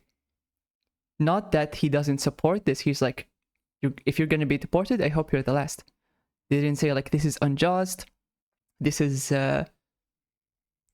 inhumane. No, I just hope you're the last one. That's like being Okay, I'm not actually like super disappointed in your country. that is that And not in your country, because your country is being governed by the MBS. The country, no, but like the people, if that's the way that they actually think, it's like I hope you're the last person to get deported, instead of us like fully changing the whole thing from the bottom, like from the scratch, and like building up a new thing. That would be more acceptable. But I would say that this is the major difference Yeah. between the people who are living in Iran and the people who are living in Saudi Arabia. Yeah, Because everyone who is living in Iran and everyone who I am in contact with, they desperately want to see the fall and the entire constitution Yeah. to be changed from like something that is of an Islamic religion to something that is completely free of all expressions, all religions, all way of living. What Saudi Arabia did different than Iran, well, for example, we have if I keep saying we, Yeah, they I'd have say we they as well. have the two holy mosques in their religion, and the supreme leader is hailed as custodian of the two holy mosques. And even when the religion descent gets higher, invite fucking Tyler the Creator or whoever, and the people will be happy. You know, our government is open, we have concerts, we allowed women to drive just 7 years These ago. are one of the things that Huge. One of the things that the Saudi Arabian government was, based on what you're saying, I'm noticing that was very intelligent about, was about that they know to give some types of freedoms to their population, but like barely enough freedoms to just keep them happy In and check. content. Yeah. So they won't have to like, because let's face it, the majority of the people of any country, not just ours, if they are well fed and if they have some type of civil liberty, they really don't care all that much. It's like keep them fed, or like give them alcohol, give them opiate, give them some things to like keep them busy with, and they won't say shit. Yeah. And I'm guessing one of the reasons that Iran is actually like stepping up and says, okay, fuck the Islamic regime, we just want to get rid of them, is because like like the Iranian government, like the Iranian people are suffering so much under the sanctions, and it's like everyone is struggling to go by on a day-to-day basis. They say, okay, we gotta get rid of these peoples. They're just killing us out of starvation, out of hunger, out of like normal stuff. Like there was an explosion in one of the ports. Oh, I heard Iran. about that. Yeah, that was not ever supposed to happen in any other country. It's like if the government that was in charge was a little bit more competent, just a little bit more competent to know that you're not supposed to keep fucking jet fuel and like a public harbor to face that type of risk for of its exploding. It's like just a little bit more competence, and this would have been avoided, and all these people wouldn't have to die. But like the government that is in charge is just such a dumbass that is failing on all levels. But the Saudi Arabian government, I'm guessing, they were at the very least a little bit more intelligent to keep their own people at the very least well fed. Oh yeah. It's like you don't really have to think about your next meal. In Iran, it's different. Saudi Arabia has something. I think as long as they have it, the people will just do nothing. Hail the government. Saudi Arabia has one of the highest paychecks, like based on the current market and economy there. And guess what? Zero income tax. Yes, that helps. You know, I get paid nicely. I, as a guy, can marry 4 women. I get to drive a Ferrari. I get to have all these luxuries. And guess what? Next, they're gonna be able to drink alcohol in certain places. I actually heard. So this sounds like paradise to them, but they're just being oppressed so badly. And one thing to mention about the government is that the royal family is, I think, has just the royal family wealth about $1 to $2 trillion. I'm not surprised. It makes Just me the royal so family. funny for me when people say that like Elon Musk is the richest man on planet Earth. It's like, are you shitting? Are you out of your fucking mind? May I just grab some juice? Yeah, sure. But you may continue speaking. I didn't hear you at first. Yeah, you can. But it's so funny to me when people say that like Elon Musk is the richest person on Earth. It's like, no, man, go to Saudi Arabia. Like a child in the royal family has 20 times more worth and value than Elon Musk. It's just they don't have to disclose it. No. Like they don't have to tell anyone how much they have. But like Elon Musk or all the other wealthy people that are living in US or like in Europe, they have to tell people how much is their asset is worth. But like, do you think MBS has to tell anyone how much he has? They Like 2 estimate. trillion. I'm not surprised if it's like 20 trillion. Although that is worth mention that those people like to populate a lot, and the royal family is in within the thousands. Yeah, but what else That's are you their gonna wealth do? You're combined. rich, you're horny. What else are you gonna do? You're gonna make more children. It was even like their king, which by Islamic law you're only supposed to marry 4. He married more. And one thing to it is so stupid, the history of Saudi Arabia. It is the most anticlimactic history. For example, take the US, big revolution, the Tea Party, the Islamic regime. Even though I hate the Islamic revolution, it was something. The Saudi was there was 3 kingdoms. The third one was a couple of dozen of men climbing the royal palace using palm trees, killing the ruler and taking over. That's the third Saudi That's kind history. of sad. I gotta say, as far as dictatorship goes, that's one of the saddest dictatorship stories I've ever gotten. That's their history. You hear about all these like rise to power. No, it's just a bunch of dudes climbing a palm tree, killing the leader, and hey, we have our own kingdom. No. Yeah, no, our government went through hell to get into power. Like they had to actually like fight to get into power. It's just it's one of the biggest countries. Probably I think one of the central powers holds the world's most vital resource, inarguably the oil, and that's how they started. I'm disappointed. I'm not surprised you're disappointed. So am I. I mean, it's really disappointing. As far as dictatorship stories goes, this is like the funniest one. Yeah, like this is a bunch of dudes holding swords. Let's go. Palace is ours. We're the king. And at the end, they're just climbing a palm tree. That's so.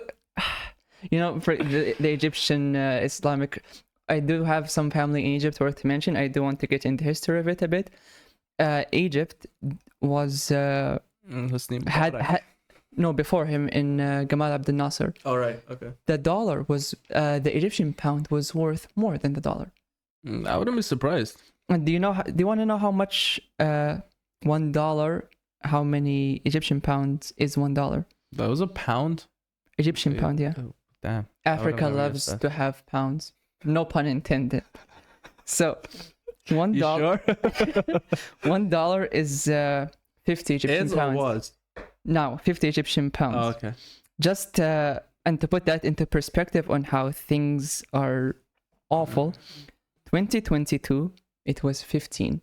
15 and it's now 50. 50, yeah. In the span of just 3 years. Don't talk to me about currency, please. Don't talk to any that is just how bad the country has fallen. Yeah, but don't talk to an Iranian about the worthless currency, please. Like we have so many zeros in front of our bills. That is just do you know well, the current price is actually a little bit less than it was a month ago, like when Donald Trump came into office. But like at the current moment, $1 is equal to 85,000 of worth of our currency. Jesus Christ, how much? 85,000. That's just for $1. How much is the average pay per person monthly on a dollar aspect? Because if it's Iranian, I have to do so much math.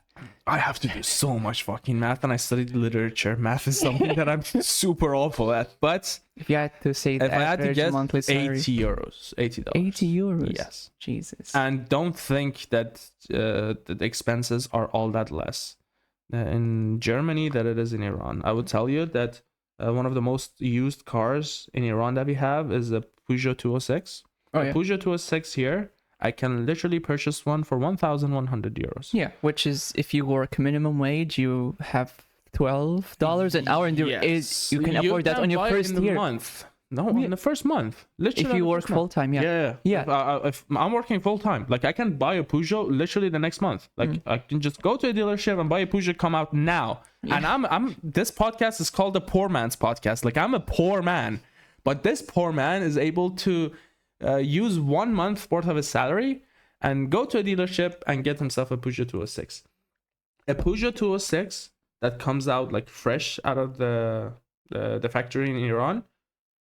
The price would be approximately €9,000.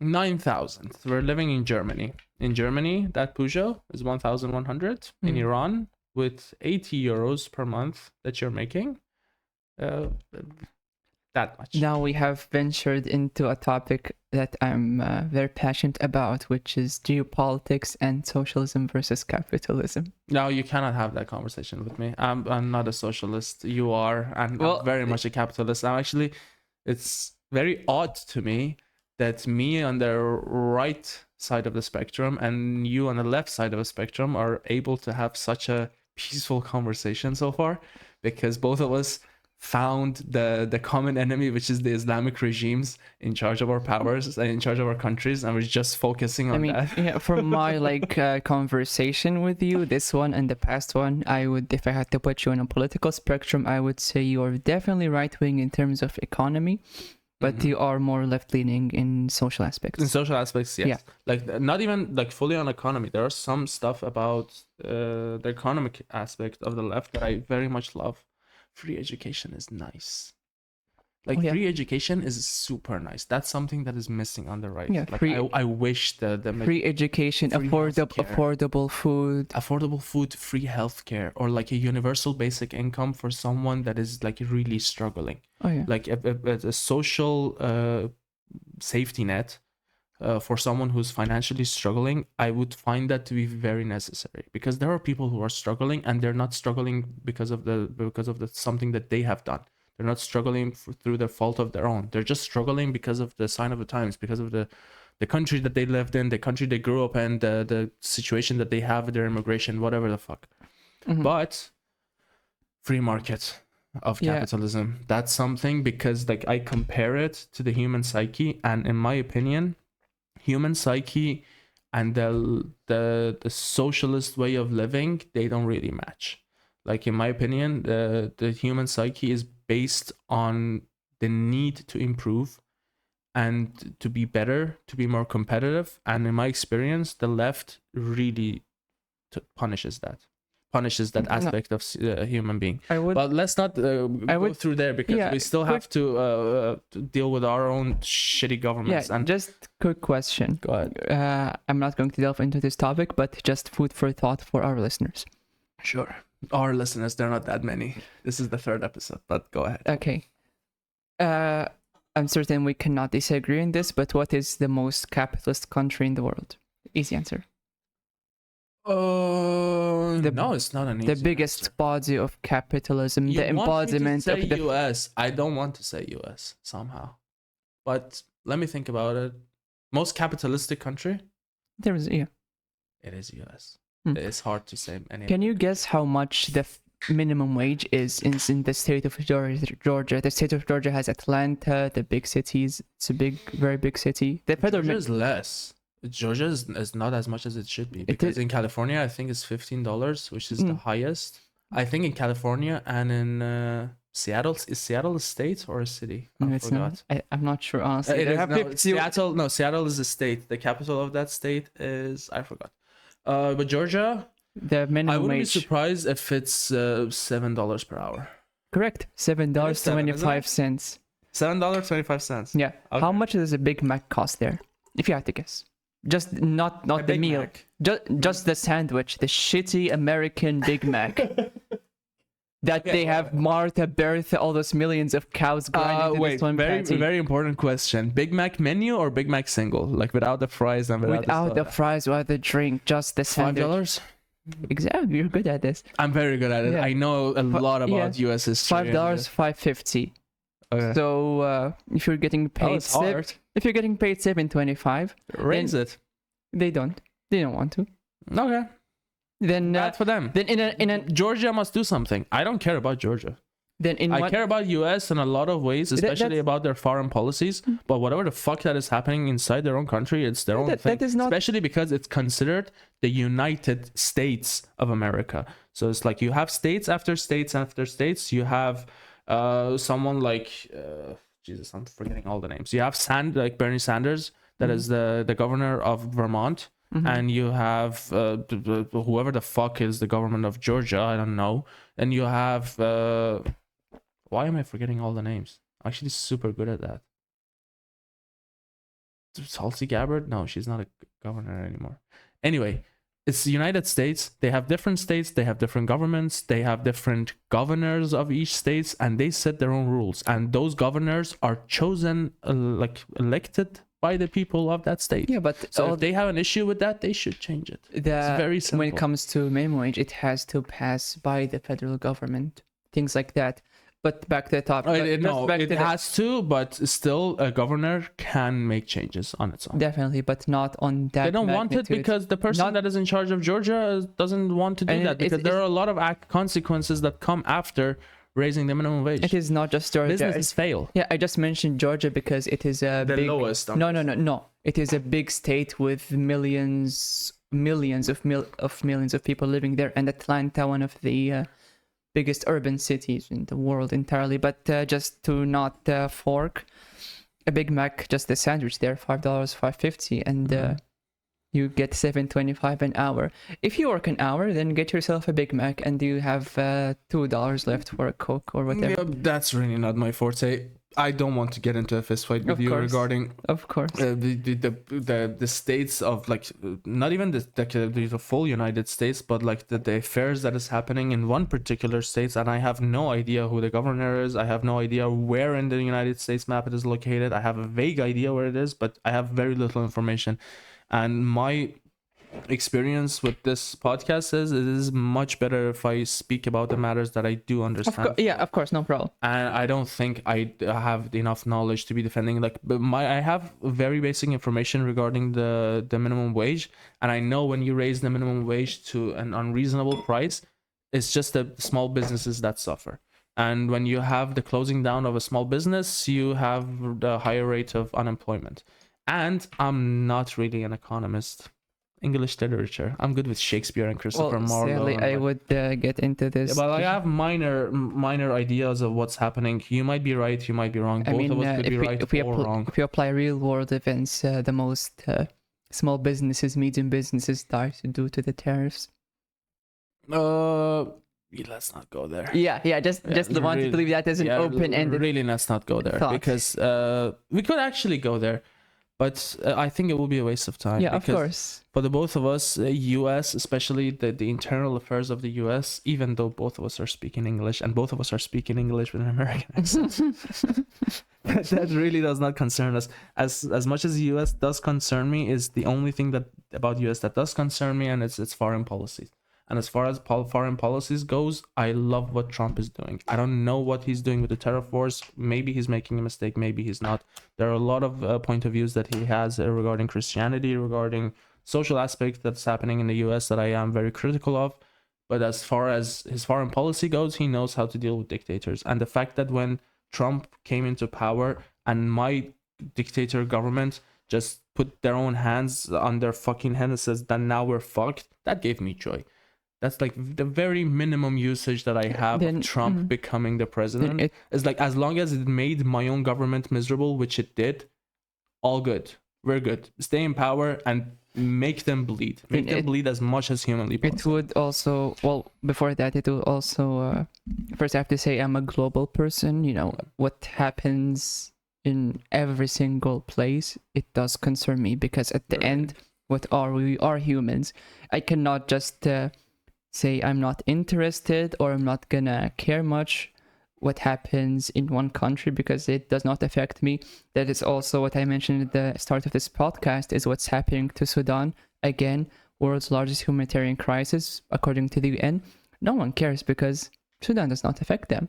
They're just doing their own thing, and the people are suffering because of that. But no, we have to raise some sort of awareness into what happens globally, and that would also benefit you in Iran, for example, where if there was more global traction, then there's much more likely there's a much more likelihood of change happening in your country. And maybe you would also like this, that Trump recently proposed/approved a $100 billion sale of arms to Saudi Arabia.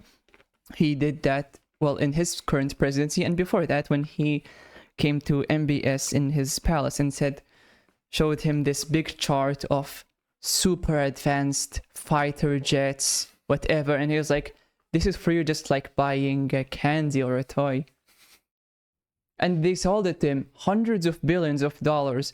And this is no laughing matter, because because during the time we lived, during the time that happened, children got blown to smithereens, women got destroyed, countries were erased. Look at Yemen right now. Yemen was prosperous, but then Saudi decided, just because, you know, the Houthis are against Saudi, although I do not dislike the Houthis at all, I have to mention that, but in Saudi's point of view, that the Houthis were against Saudi, then they made this whole coalition of the Gulf states and of even North African states to bomb the shit out of Yemen, and it had so many human rights violations supplied by the US, and there was no much global traction, because what does Yemen hold towards the world economically, whatever? Same happens to Iran. What does Iran contribute vitally to the world? They do not care that much. They will not care, because in their eyes, why should they? You're in your own place, they're in your own place, they have their own problems, when you add whatever. the Houthis and the Yemen to this whole thing, it becomes a totally different matter, because it just proves my point, and the point of a lot of Iranians before me who have talked about this, is that as long as you have I don't know about Sudan. I don't claim that I know much about Sudan, and good, if there's a humanitarian crisis that's happening in there, I would try to advocate for like talking about them as much as humanly possible. That's very true. But when it comes to the matter of Yemen, when it comes to the matter of Syria, when it comes to the matter of Lebanon, Saudi Arabia, their relations with the United States, somehow it all ties up with Iran, the Iranian regime. Because where do you think the Houthis are coming from? They are, well, the IRGC in Iran. They have the been IRGC backed. in Iran is fully funding and supporting them. Yeah. And it's not just that. Every missile that is being shot out of the bazooka of a Houthi is being funded and is being directed by the Iranian regime to go where and who to hit. And it's not just that. It's same thing. Hezbollah, luckily that group of people have been like fully destroyed almost. There's not much left. Yeah. God bless Israel, Bibi Netanyahu. Well done. But same thing with Hamas. Same thing, because if you notice it, that the point where all of this cancer is coming from, that is killing the Middle East, that has subjugated the entire Middle Eastern countries, is just one, and that is the Islamic regime. Just get rid of the Islamic regime and all of these issues will be solved. I would have to disagree on I would tell you that, first of all, the issue with the Yemen would be immediately solved. No Houthis, and I'm guessing the only reason that Saudi Arabia is attacking Yemen is because of Houthis. It's because of that. If there are no Houthis, there's no aggressor towards Saudi Arabia. The war between the two of them would stop. Same thing with Israel and Palestine, right? Exactly the same thing. If there was no Iranian regime, there would have never been an October 7th. Never been an October 7th. I would have to disagree on two things. Well, for example, the conflict in Sudan. I don't expect you to debate on this. It's just an example. Iran has no play in it, yet Saudi and the UAE are the biggest ones. Yeah.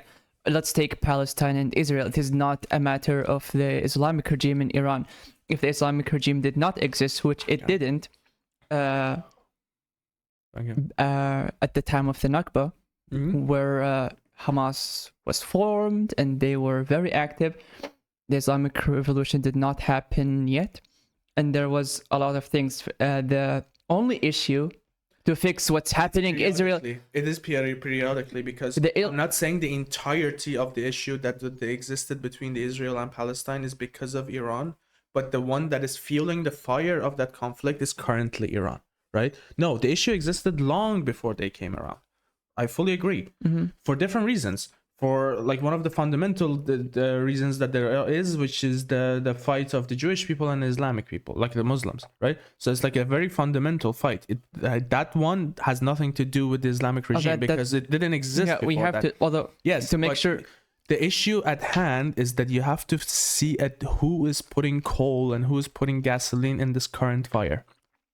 I'm not saying the entirety of this thing is coming from the Iranian regime. The Iranian regime is not that big. to have this big of an influence. Yeah.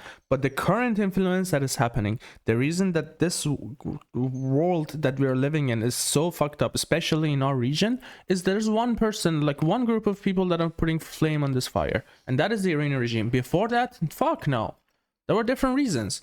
Because they have been fighting this religious war. It's a holy war that has been continuing for like even at this point centuries. I would have to say 2 points. One, the biggest conflict in the Israeli region was the Israeli war led by the Arab coalition.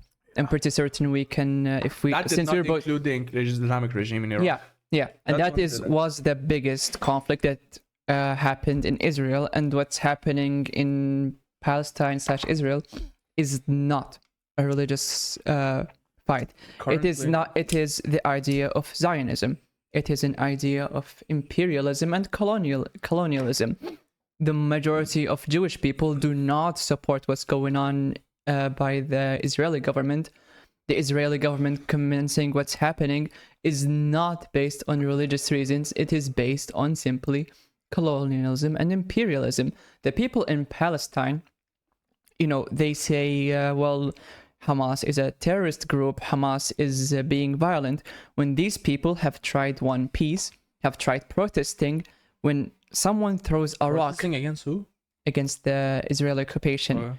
When someone tries to throw a rock on a wall and they get shot in the face, when kids get precision striked by snipers, that is not self-defense by the Israeli regime. And when Hamas responds by force, they have nothing left to do. They need to defend their homeland. Even if it was October 7th defending the home. No, that was a Hannibal directive. It has been admitted by the ex-military, the ex-minister of defense that got sacked by Netanyahu, that Israel did in fact use their own forces against their own citizens. Yeah, you can look, if you do not believe me, you can look up at, we go by facts and... Let's go. Yeah. This one, I do not believe. At all. Like, false flag operations, they do exist. But as far as false flags goes, I don't picture the October 7th to be a false flag. I think we all know the former Israel defense minister, Mr. Gallant. Mm-hmm. If you want to have my phone... Gallant. Yeah. I will let you hold the phone. It's going to be too long. Just give me a... Okay, so... First of all, where's the source? Middle East Monitor. And that's not a very reliable source, but go on. Not at all a reliable source, sorry. Gallant shared in an interview with Yedoth Aronoth and Channel 12 in Israeli TV, quote, after the events of 7 October and before the ground invasion began on 27 October, I received that hostages in Gaza could be killed if we proceed with the attack. He added, quote, but I insisted on fighting and carrying out the ground operation later. Another quote, I told Prime Minister Benjamin Netanyahu that we and Hamas share only one thing. We both want to keep the hostages. They see them as leverages while we see them as our own people. And that they did not do everything they could to free the hostages. As that is regarding the hostages. I'm still not convinced. I mean, that is this is too unreliable of a source, and this sounds kind of... That is in his... Don't get me wrong. In the channel. Israeli government, like many other governments who are in charge of their own country, like the heads of states, do commit horrendous acts that is against all human rights. Like, it's just a human rights violation, and this happens in every country. And I'm pretty sure Israel, just like United States, just like Russia, just like all the superpowers, do have these type of shifty, iffy behaviors. It's like really fucked up, and this is very much against the Charter of the human rights. But at the same time, no, Israeli, it wouldn't be. They won't orchestrate the I mean, this is another source from the Times of Israel, a pro-Israeli. I will definitely look it up later. You actually did pick my interest regarding the matter, but as far as my knowledge currently goes, I will refuse to believe. Yeah, he did say that They could have had the hostages early. They could have finished the whole thing, but they wanted the hostages to be there just to carry out under the guise of it. This is from the Times of Israel, a very pro-Zionist, pro-Israeli news outlet. If you want to speak about bias, this is as biased as it could get in the pro side of Israel, and they are, criticizing their own government. Yeah, but That's I gotta how. say, it's something that is, well, it's not funny necessarily. It's a little bit ironic that how the left, especially the followers of the LGBTQ community, are like this big of a hardcore defenders of the Palestinians and especially the Hamas. Like I've seen people, I'm not sure if you're amongst them, that's a different matter, but I've seen people who are big advocates for the LGBTQ movement, and at the same time they're chanting for Hamas. For that group of people, that if you go to them and declare yourself to be a part of that LGBT community, they will see it upon themselves to execute you on the spot for the crimes that you're committing against humanity based on their own religious points of view. It's like, okay, I'm sensing a double standard here. Come on. Because the people that you're chanting for, the people that you're supporting, I'm not sure if you're a supporter of Hamas. I hope you're not, because they're just a bunch of fucking animals. And you coming from Saudi Arabia, I would expect you to know that. I would expect you to know that these extremist types of Muslims, they have complete disregard for the LGBTQ community, and you're gay, you're homosexual, you're transgender, you're fucked, you're dead, you're supposed to be executed. So it's like, if you're an advocate for Hamas and at the same time you're an advocate for the LGBTQ community, you're doing something wrong. It's just, no, it makes no sense. It's that was like chickens holding the signs for like chickens for KFC.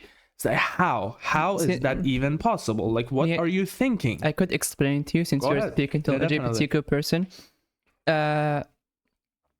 We know the meaning of suffering. Almost every single person of us has experienced it.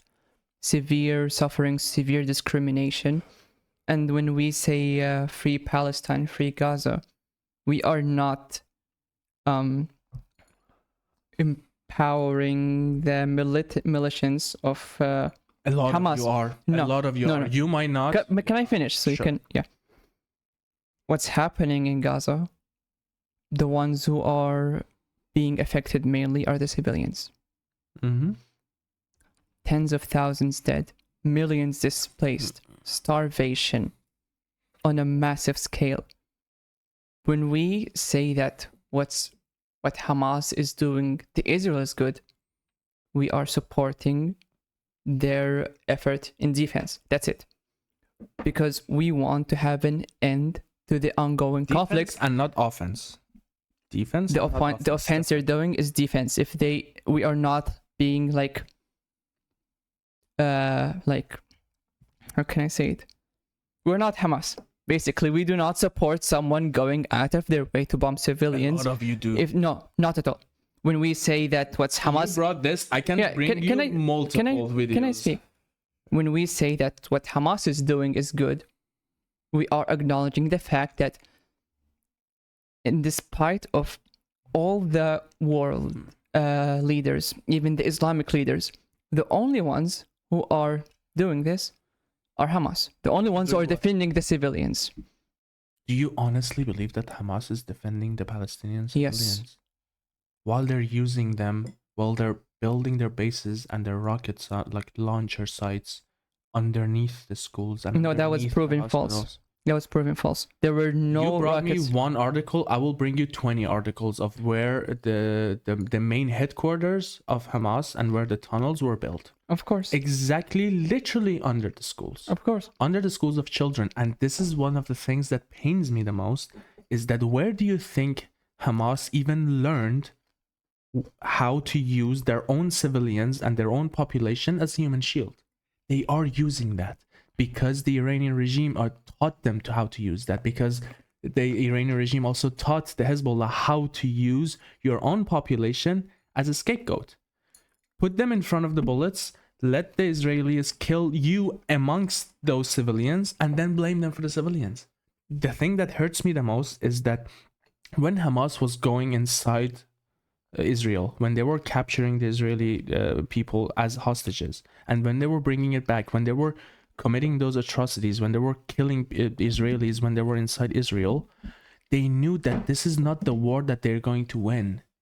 Like, Hamas went inside of Israel fully aware of the fact that Gaza is going to be leveled after they're finished. You think they didn't know? You think they didn't know that someone like Netanyahu or Gallant is not going to sit idly by as they're killing Israelis and they're taking them hostage inside their own government buildings, inside their own headquarters? You think they didn't know? They were fully aware of what's going to happen. The entirety of the Hamas leadership were fully aware of the fact that as soon as the October 7th is finished and comes the October 8th, Gaza is going to be bombarded and leveled because of that. They still went inside regardless, because it wasn't victory that they were after. They wanted to go inside so they would force the Israeli regime and force the Israeli government and the Israeli army to bombard their own people, so they would use that as a form of, look what Israel is doing. Look what type of people Netanyahu and Gallant and all the other people who are working in the IDF are. They're just gonna kill civilians. No, they went inside because they wanted their own civilians to get killed. Not only they're not the defenders of the poor Palestinian people, not only they're the advocates of the Palestinian people, they're none of that. They are the actual murderers of the Palestinian people. Because just compare the capacity of the two armies, the IDF and Hamas. Just compare like solid basic numbers of how many weapons we possess, how many weapons the Israeli government possesses, and how many weapons does Hamas possess. What is the fighting force? What is the technology? In what way could Hamas even begin to imagine winning this war?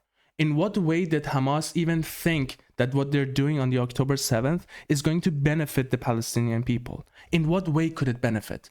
Like, if you go inside a country and capture the people of those country, bring them inside, hide them in the fucking tunnels, and keep them for as long as they have. I'm not saying that the Israeli government didn't do anything wrong. They sure fucking hell did. Like, they could have been a lot more careful with the Palestinian civilians. That's not what I'm saying. Like, they have done their own fair share of wrongdoings against the Palestinian people. It could have been done a lot better. I'm fully agreeing with that. But if you just think about the intent, there was no victory for Hamas. There was no victory for Palestine when they were going inside the Israeli soil. They knew all of this was going to happen, and they didn't give a shit because they wanted Palestinians to die, because they wanted to use those dead Palestinians as a scapegoat. They wanted to use those Palestinians as fuel for their own propaganda machine, for their own propaganda units. The same stuff that was taught to them by the Iranian regime. It's like, this is what they do. Do you remember the Ukrainian plane that was shot down inside Iranian soil? This was happening a couple of years ago, and it was like at the height of the war between US and Iran. It was when Donald Trump ordered the assassination of the Iranian general, and that caused like a whole spiral of incidents. And the Iranian regime basically shot down one of their own planes full of civilians, not an army plane. They shot down their own planes using those dead people as an excuse to tell Donald Trump that we are not afraid to kill every single Iranian to keep you away from attacking us. And they taught the exact same mentality and the exact same ideology to the people of Hamas. When Hamas was going inside Israel, they had zero chance of victory. They just wanted dead Palestinians. And they got that.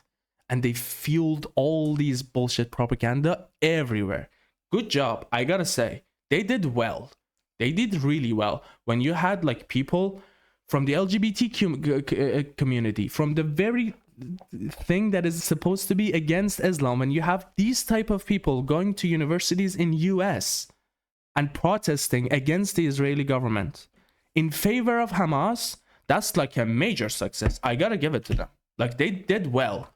As far as fueling propaganda goes, they did really well. But by the end of it, who was the actual loser of this war? True, it was the Palestinian people who orchestrated that. Hamas. If Hamas didn't go in, do you think Israel would Israel would love to have no Palestine and just have like a unified country. I'm not disputing that. Like Israel has its own agenda at heart and doesn't give a shit about other people, right? But just you have to look at basic facts. That the thing that really caused the Palestinians to suffer wasn't the IDF. IDF was just a reactive. It was just a reaction to what Hamas did. If Hamas didn't go in there, do you think Gaza is leveled? Like I'm pretty sure you have seen the visuals of Gaza. There's no such thing as Gaza anymore. It's just a pile of rubbles. That's it. Like that's literally it. Displacement. There's no such thing as displacement. There's nothing there. Like the entire thing is gone. And Israel really did fuck up in some cases. They really did fuck up. But what orchestrated the first thing? Why did they have to do the October 7th? I can answer you, but I ask not to be interrupted because it's a bit of a long answer. You have mentioned that Hamas basically started the whole October 7th thing, and they went in, just massacred some Israeli citizens for the fuck of it to cause some blood mayhem because they're bloodthirsty monsters, sure. When we go back in history, when the Intifada first, when the Nakba first happened, 1940 something, there was a Palestinian body, there was a Palestinian state and nation. There was no Israel. There was no state of Israel at that time. Hamas did not exist there. There was no reason for Hamas to exist. Palestine, the nation, the state, was pretty much minding its own business. The people were fine. There were also a Jewish body there that was treated equally. When you have the idea of Zionism coming in, when people were driven out of their homes, when people were getting crushed by bulldozers, their land being confiscated, including some of my family's land in Gaza being confiscated by the IDF for the idea of colonization, when Israel keeps expanding further and further on the cost of civilians, they are taking their own place, their own livelihood, and just moving into that. When they, before October 7th, in the 19, they still kept bombing the people. They still kept targeting them. I'm sure you all heard of, them targeting journalists. There was also a recently surfaced video of them opening fire on a United Nations aid convoy, which had all the indications that this is a United Nations convoy. It was clear as day to them, and they also spoke about them having equipment. They are very well trained. They are trained even better than US Navy SEALs, and yet they still opened fire on those people.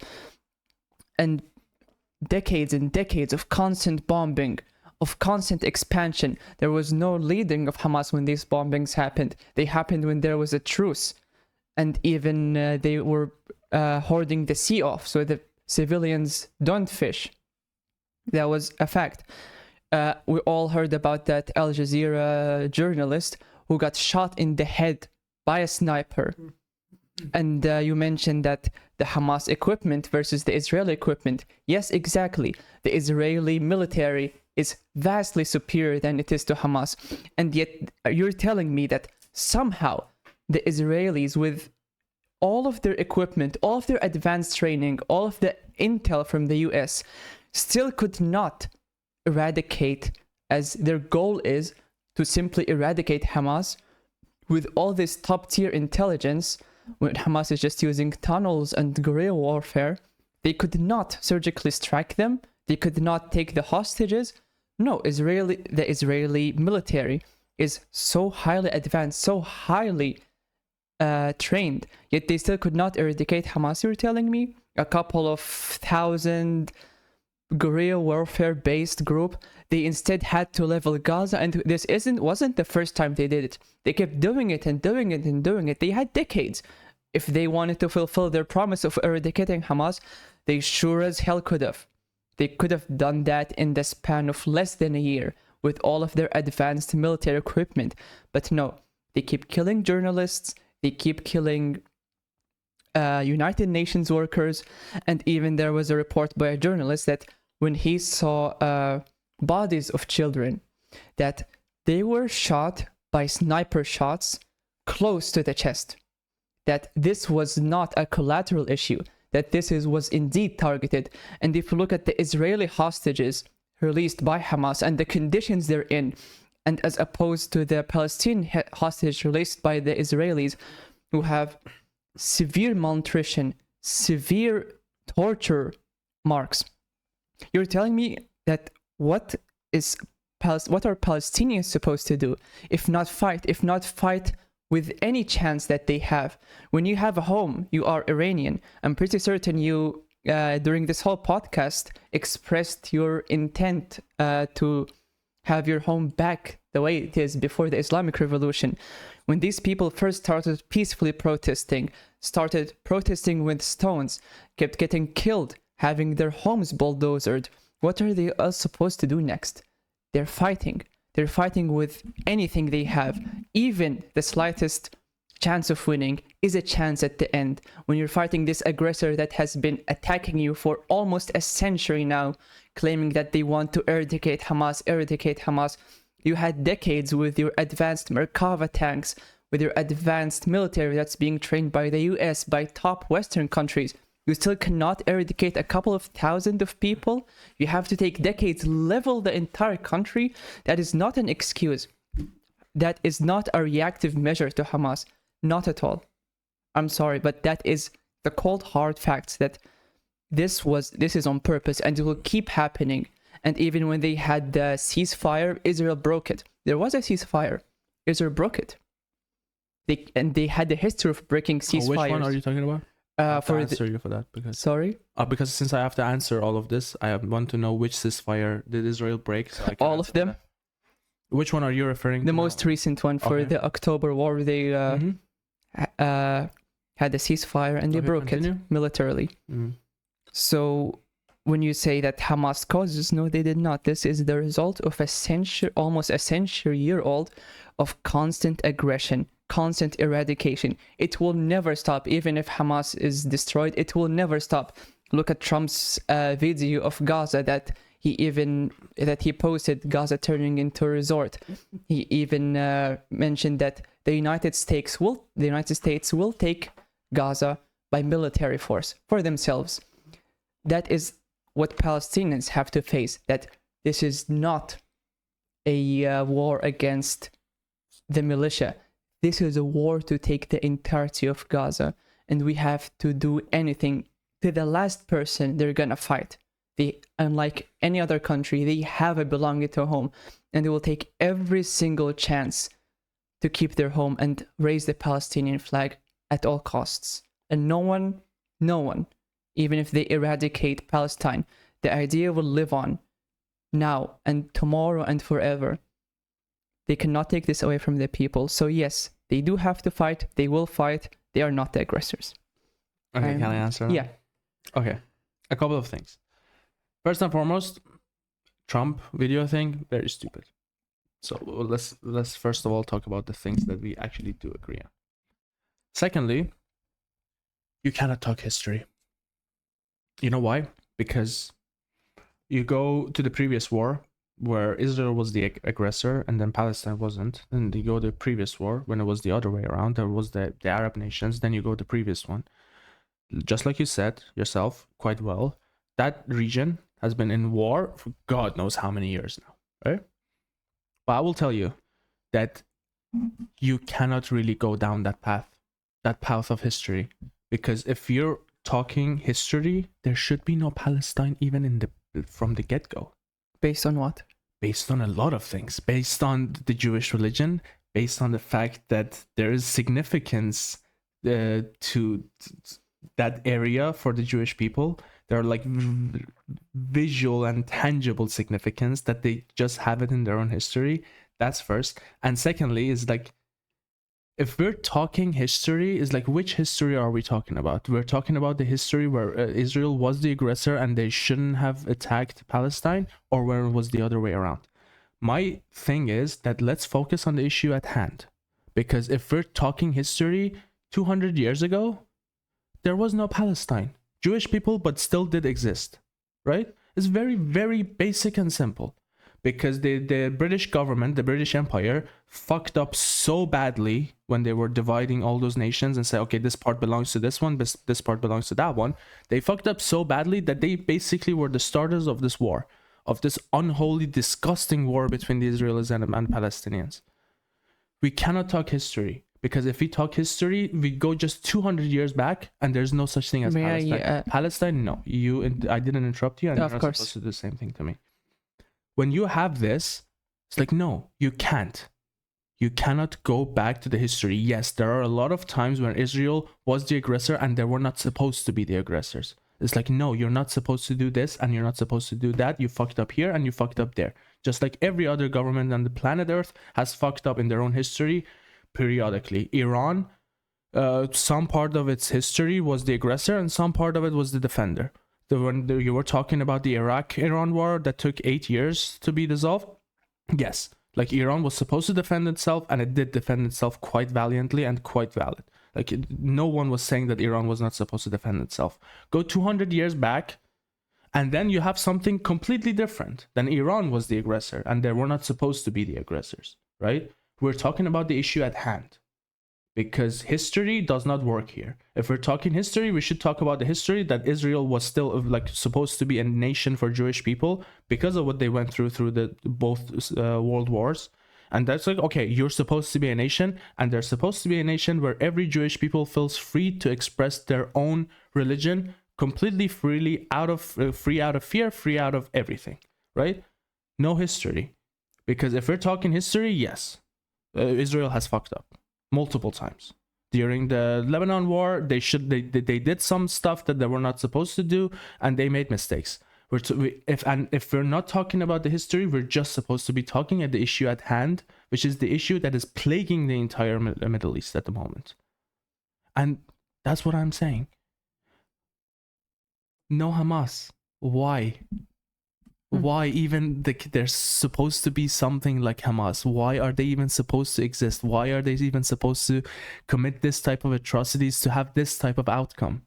Which is very predictable and visible, that this is the outcome that you're gonna get. You go inside and you're killing your own people.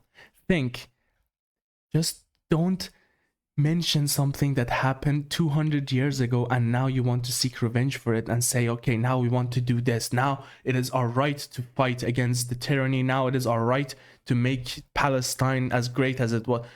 No, that's not how this world works. It's really not how this world works. It's like, focus on the issue at hand, see how you can improve your situation, like see how you can improve the coexistence between the Palestinians and the Israelis, and just carry on from there. Because if we're going back through history, like I said, there's no such thing as a Palestinian history. The country didn't even fucking exist. Jewish people were still there in multiple different European and Middle Eastern countries at the same time, right? So you just can't have that. Sorry. May I speak now? Okay.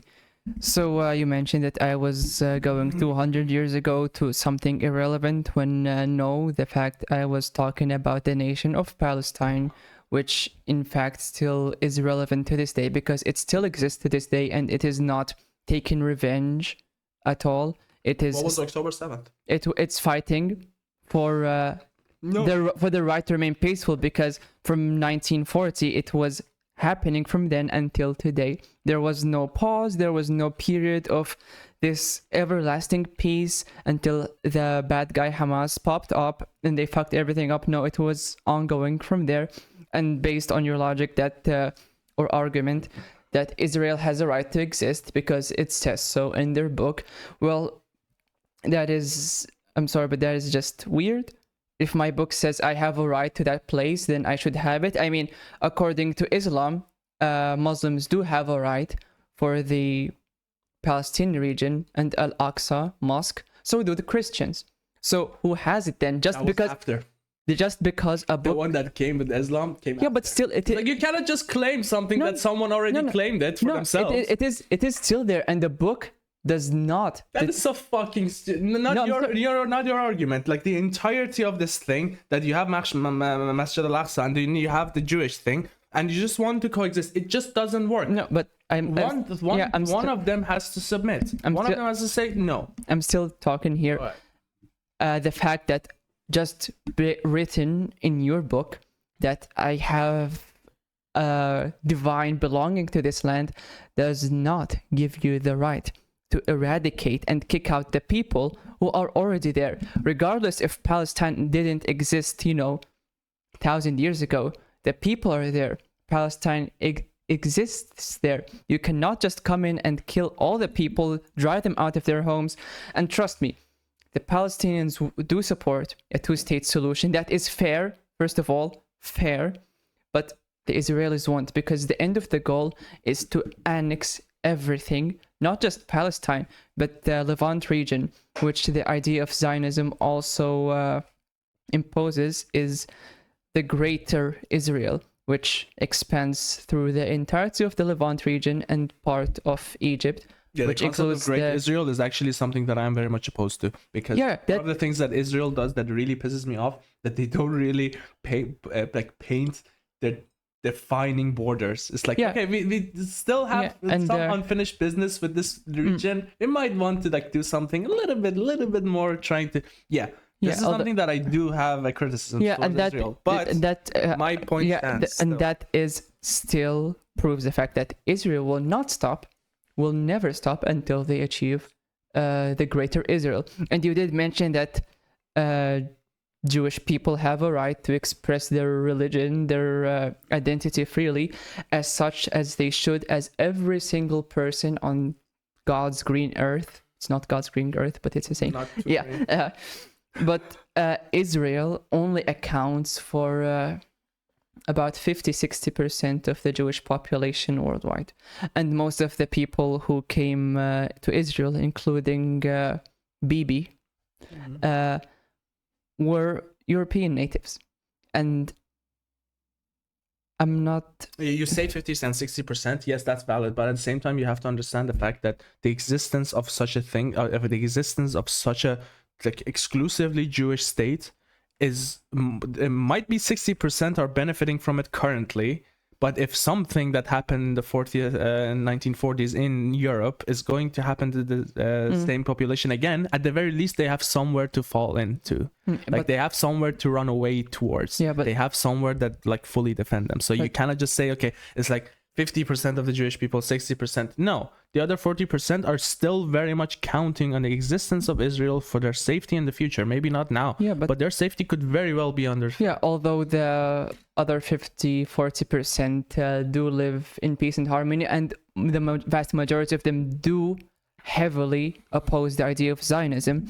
And also something worth mentioning that you said an exclusively Jewish state needs to be in place. Well, the Islamists would also agree with your point of view. ISIS, what does ISIS stand for? Islamic State, Iraq, Sham, which is Iraq and the Levant area. They think that's very different. No. Hear me. No. We have Saudi Arabia Islamic. We have Pakistan Islamic. We have Afghanistan Islamic. We have Iran Islamic. We have Iraq. We have Syria. We have Lebanon. We have Jordan. We have Qatar, they're just unlimited number of countries that are fully Islamic, and there's just one Israel, and they also one nation that is exclusively Jewish. Not 20, not 50. And they all follow the same principle of an ethno-state. Sure, we're all familiar with the term of an ethno-state. Israel's right to exist is solely based on an ethno-state. ISIS. Explain the ethno-states. An ethno-state? Someone doesn't know, Okay, so an ethno-state is when you have, for example, a state that caters to one ethnicity or religious group only. For example, keeping Germany only German, Saudi for the Saudis, Israel for the Jews only. Ethno-states should not exist, and any ethno-states that existed and ever existed before solely is based on tyranny. There's no single peaceful ethno-state, because the concept of ethno-state is one based on hatred, xenophobia, and aggression. At the end of the line, if Israel does want to end the conflict with Palestine once and forever, they would propose a two-state solution that was proposed before, but they declined it. They didn't decline it. They There did. was such a thing as a They did. two-state There were solution. there were Before the proposed. October 7, there was a two-state solution that they were living by it. Are you kidding? Like before the October 7th, to this day, Palestine is still Palestine. I No, mean, it's it fucked is under not the a Israeli- state. It is not recognized. They do not have, or they not even The have a two-state passport, solution has Ali. been offered multiple times by both parties. It was either rejected by the Palestinians or at some places were rejected by the Israelis. It was like it's a matter of context of which periodic, which time period you're talking about exactly. Because there were times where even Palestine said no to the two-state Yeah, solution, where Israel was begging for a two-state solution. Yeah. They said no. And there was a time where it was literally the other way around, and Israel said no. No, you cannot bring that inside the conversation. That is why I mentioned before that I do support a two-state solution that is fair. Every time Israel will never declines it, exist. it is because the Palestinians do want to have a After nice this- part of their nation. Yes, but after what just happened in the October 7th and all the aftermath, that just the idea of two-state solution is just at this point It was just impossible because it's just so much hatred in the middle. That is like with this amount of hatred, there's no such thing as a two-state. It just has to be one. But the fact is that it was impossible to maintain and uphold since day one. The fact that based on the idea of Zionism, there was never going to be a two-state solution. If there was going to be, then it's going to be temporary. You know what until is the roots of all of this? Like the root of all of this is actually something that we can both fully agree on because we are both victims of it. Religion. That's one of the things that gives me the ache. It's like Islam, because you and I, with our levels of knowledge, like with especially our interests, could very well talk for like another 3 hours about this, and we will never come to a mutual understanding because you have your thing and I have mine, and these type of ideologies it's not just us. You go through podcast after podcast, review after review, is like there are people on both sides who have very good arguments about why their team is supposed to be the winner, right? But I would rather not look at it because we just spent God knows how many minutes talking about this. Yeah. And I'm pretty sure if we continue for another solid 2 hours, it's just not going to happen. Although because the issue is just so deep, and it deals with so many historical events, like so many characters, so many bad decisions that are made. That's just basically impossible to deal with. I will just leave it in the hands of, if there was no such thing as religion, none of this shit. May I just finish on closing remarks? Yeah, sure. We have to at this point. Yeah. Because so as much as I'm having fun having this conversation, but we cannot just drag it out. Yeah, of course. Just to finish that topic, I would also disagree that the fact that religion is the cause of all of this. Nazi Germany was not religion based. All the mass deportations, all the mass executions, all the mass eradications, they were not religious based. Religion is, I would say, if religion did not exist, it would still happen. The MAGA movement in the United States, where they want to deport a huge amount of migrants, is not because of religion. It is just because of hatred. Hatred is what roots all of this. You name it hatred, one might name it the love for their own country. Well, if your love for your own country makes you dispel people and systematically oppress them and kill them, then what love do you have then? Yeah, not systematically killing and deporting and raping and all of that things that you mentioned, but like allowing other people from different countries. First of all, I shouldn't even say this because after all, I'm a migrant in Germany. Right? Yeah. So it might sound very hypocritical, but if the great country of Germany didn't want me inside, I would fully understand. It's their own country. It's their own people. They should be the ones who decide if I gain entry to this country or not. If the country of United States very legally and democratically chose Donald Trump, especially because of what he said.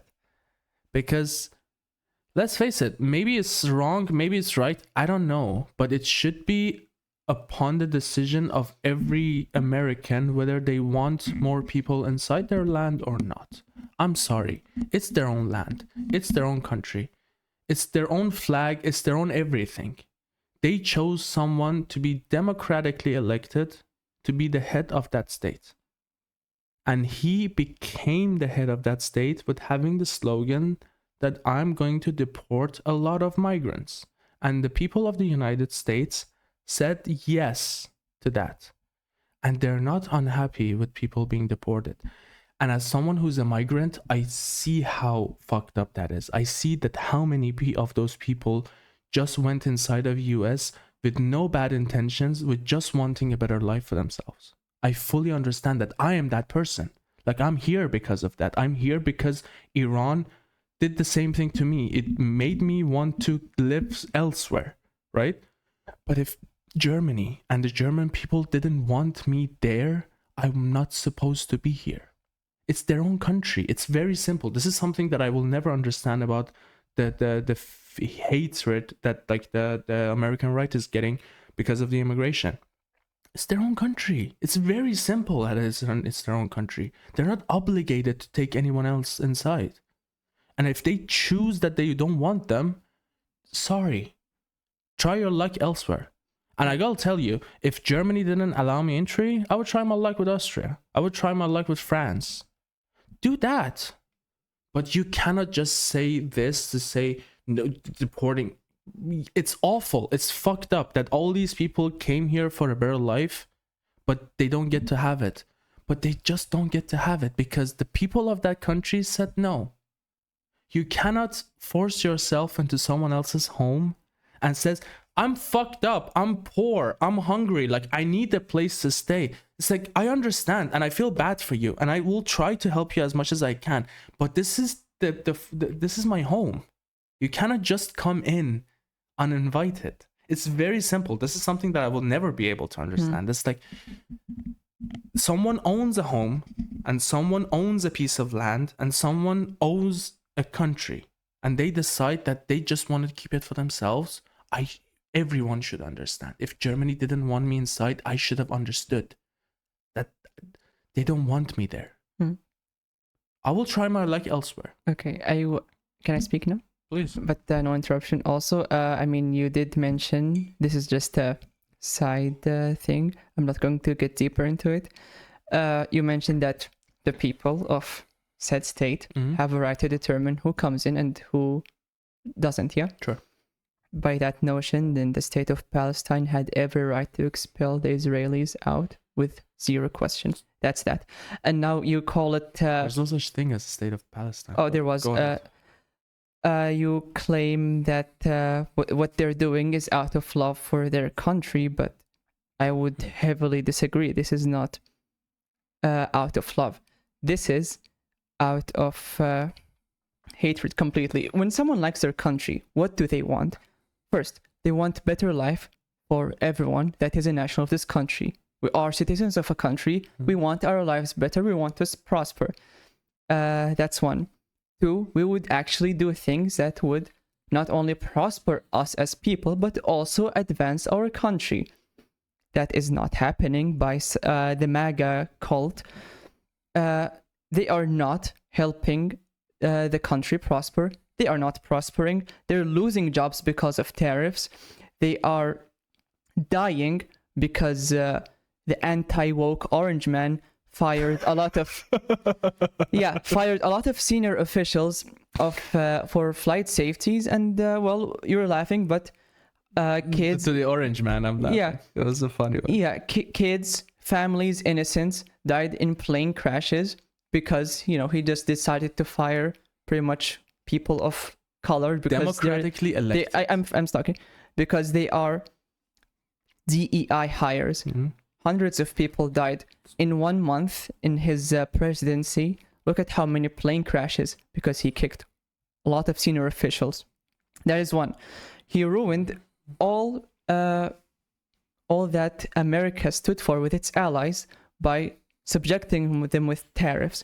For example, the tariff on China, where China responded with reciprocal tariffs. If companies buy, let's say, 10,000 worth of steel from China, they are going to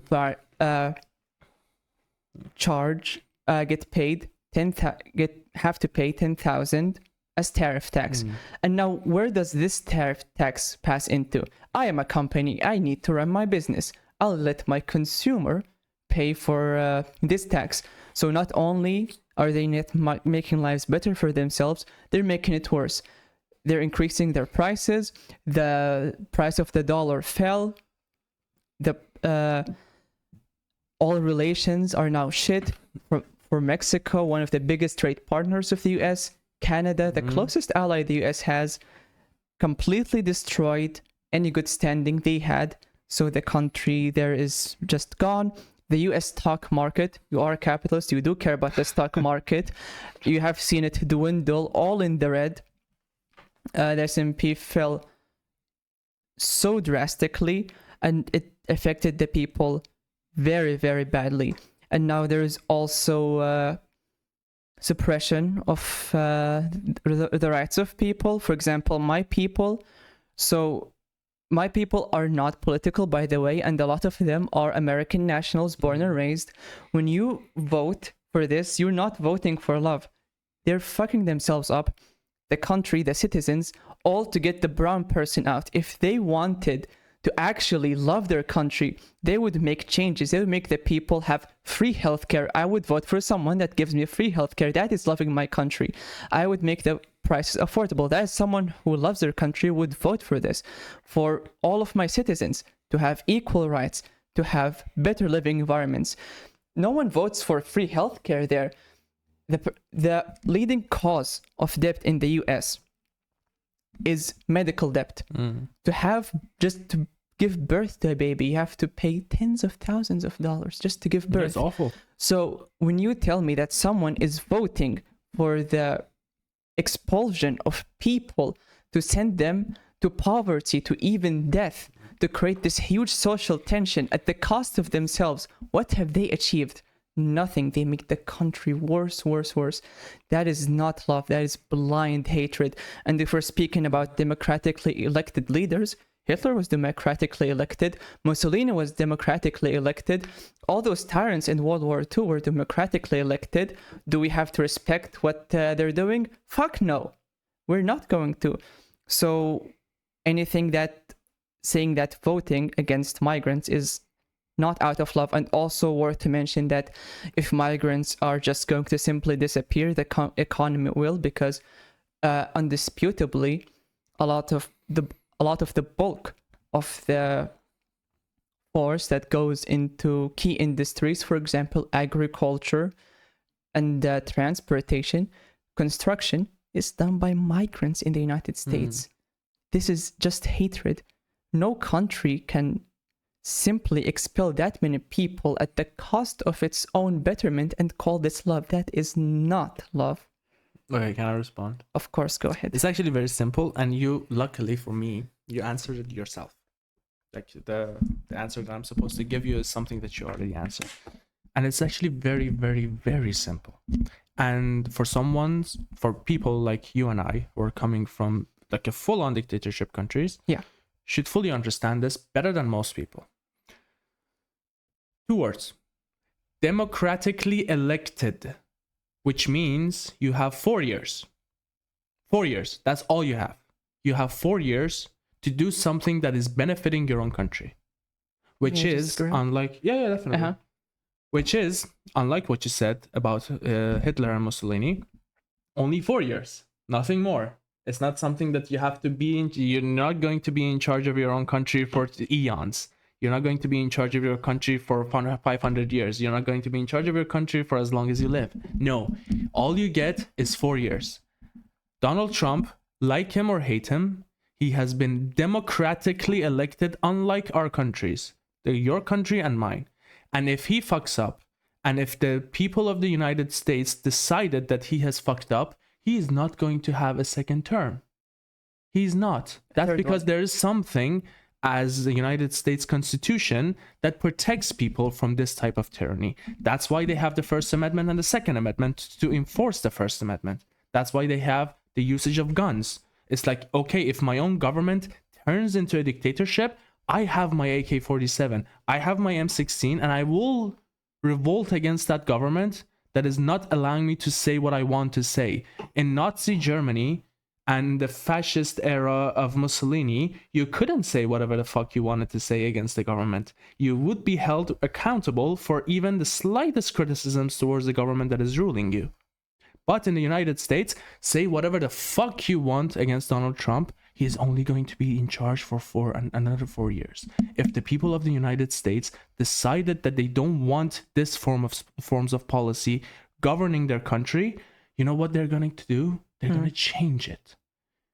Give them 3 more years, and if they're very unhappy with the decision that they made, they will just change it. They will go Bernie Sanders. Bernie Sanders, someone for which, by the way, I'm actually a fan of.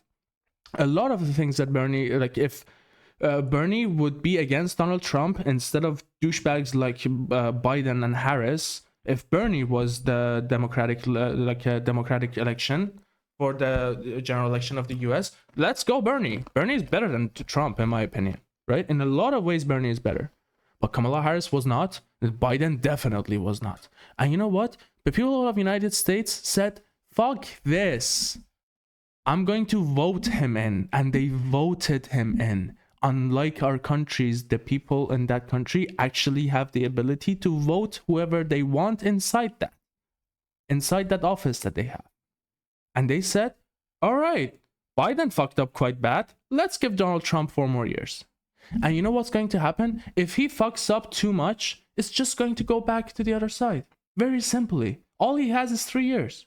That's one of the best things about a form of government that is not being held by a fucking dictatorship.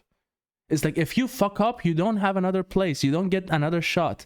Like, the Republicans are gonna fucking lose. Like, the JD Vance is not going to be the next president after Donald Trump, right? Because very, very, very simple, especially for someone like me and you who are coming from dictator countries. Democratically elected. If you're unhappy with the decisions that Donald Trump made in the 4 years that he had in office, we'll change him and we'll go just to the next one.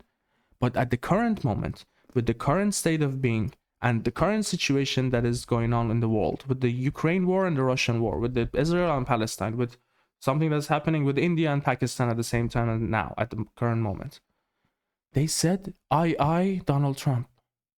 And that's it. The rest of us are just going to have to accept it. And happily accept it. Because luckily, the entire world is being governed by the United States, whether we like it or not. And luckily for all of us is that the United States is a form of government that switches like this from blue to white, from blue to red. And just like this from red to blue. It's like, you fuck up too many times, you're not going to get a second shot. Right? But at the current moment when Donald Trump is the president, it's because he has been chosen to be the president. It's because the people, the same people that you're talking with, the same people that you're talking about, that they're suffering from the tariff wars, they're suffering from the mass deportation of illegal immigrants, that they're suffering from all of this, they still made the choice. And the rest of us are just have to going to accept it. Especially for us, that we have to happily accept it. Because we're coming from countries that governments are not democratically elected. They're just a bunch of dictator shits that happen to be in charge of the country. But this actually, you have no idea how much hopes this gives me. Because at the same time, if this orange man that you called him is going to fuck up for another 3 years that he has, you think that the Republicans have any other shot of getting the next election? They don't. They really don't. And they have proven that. Like, over and over.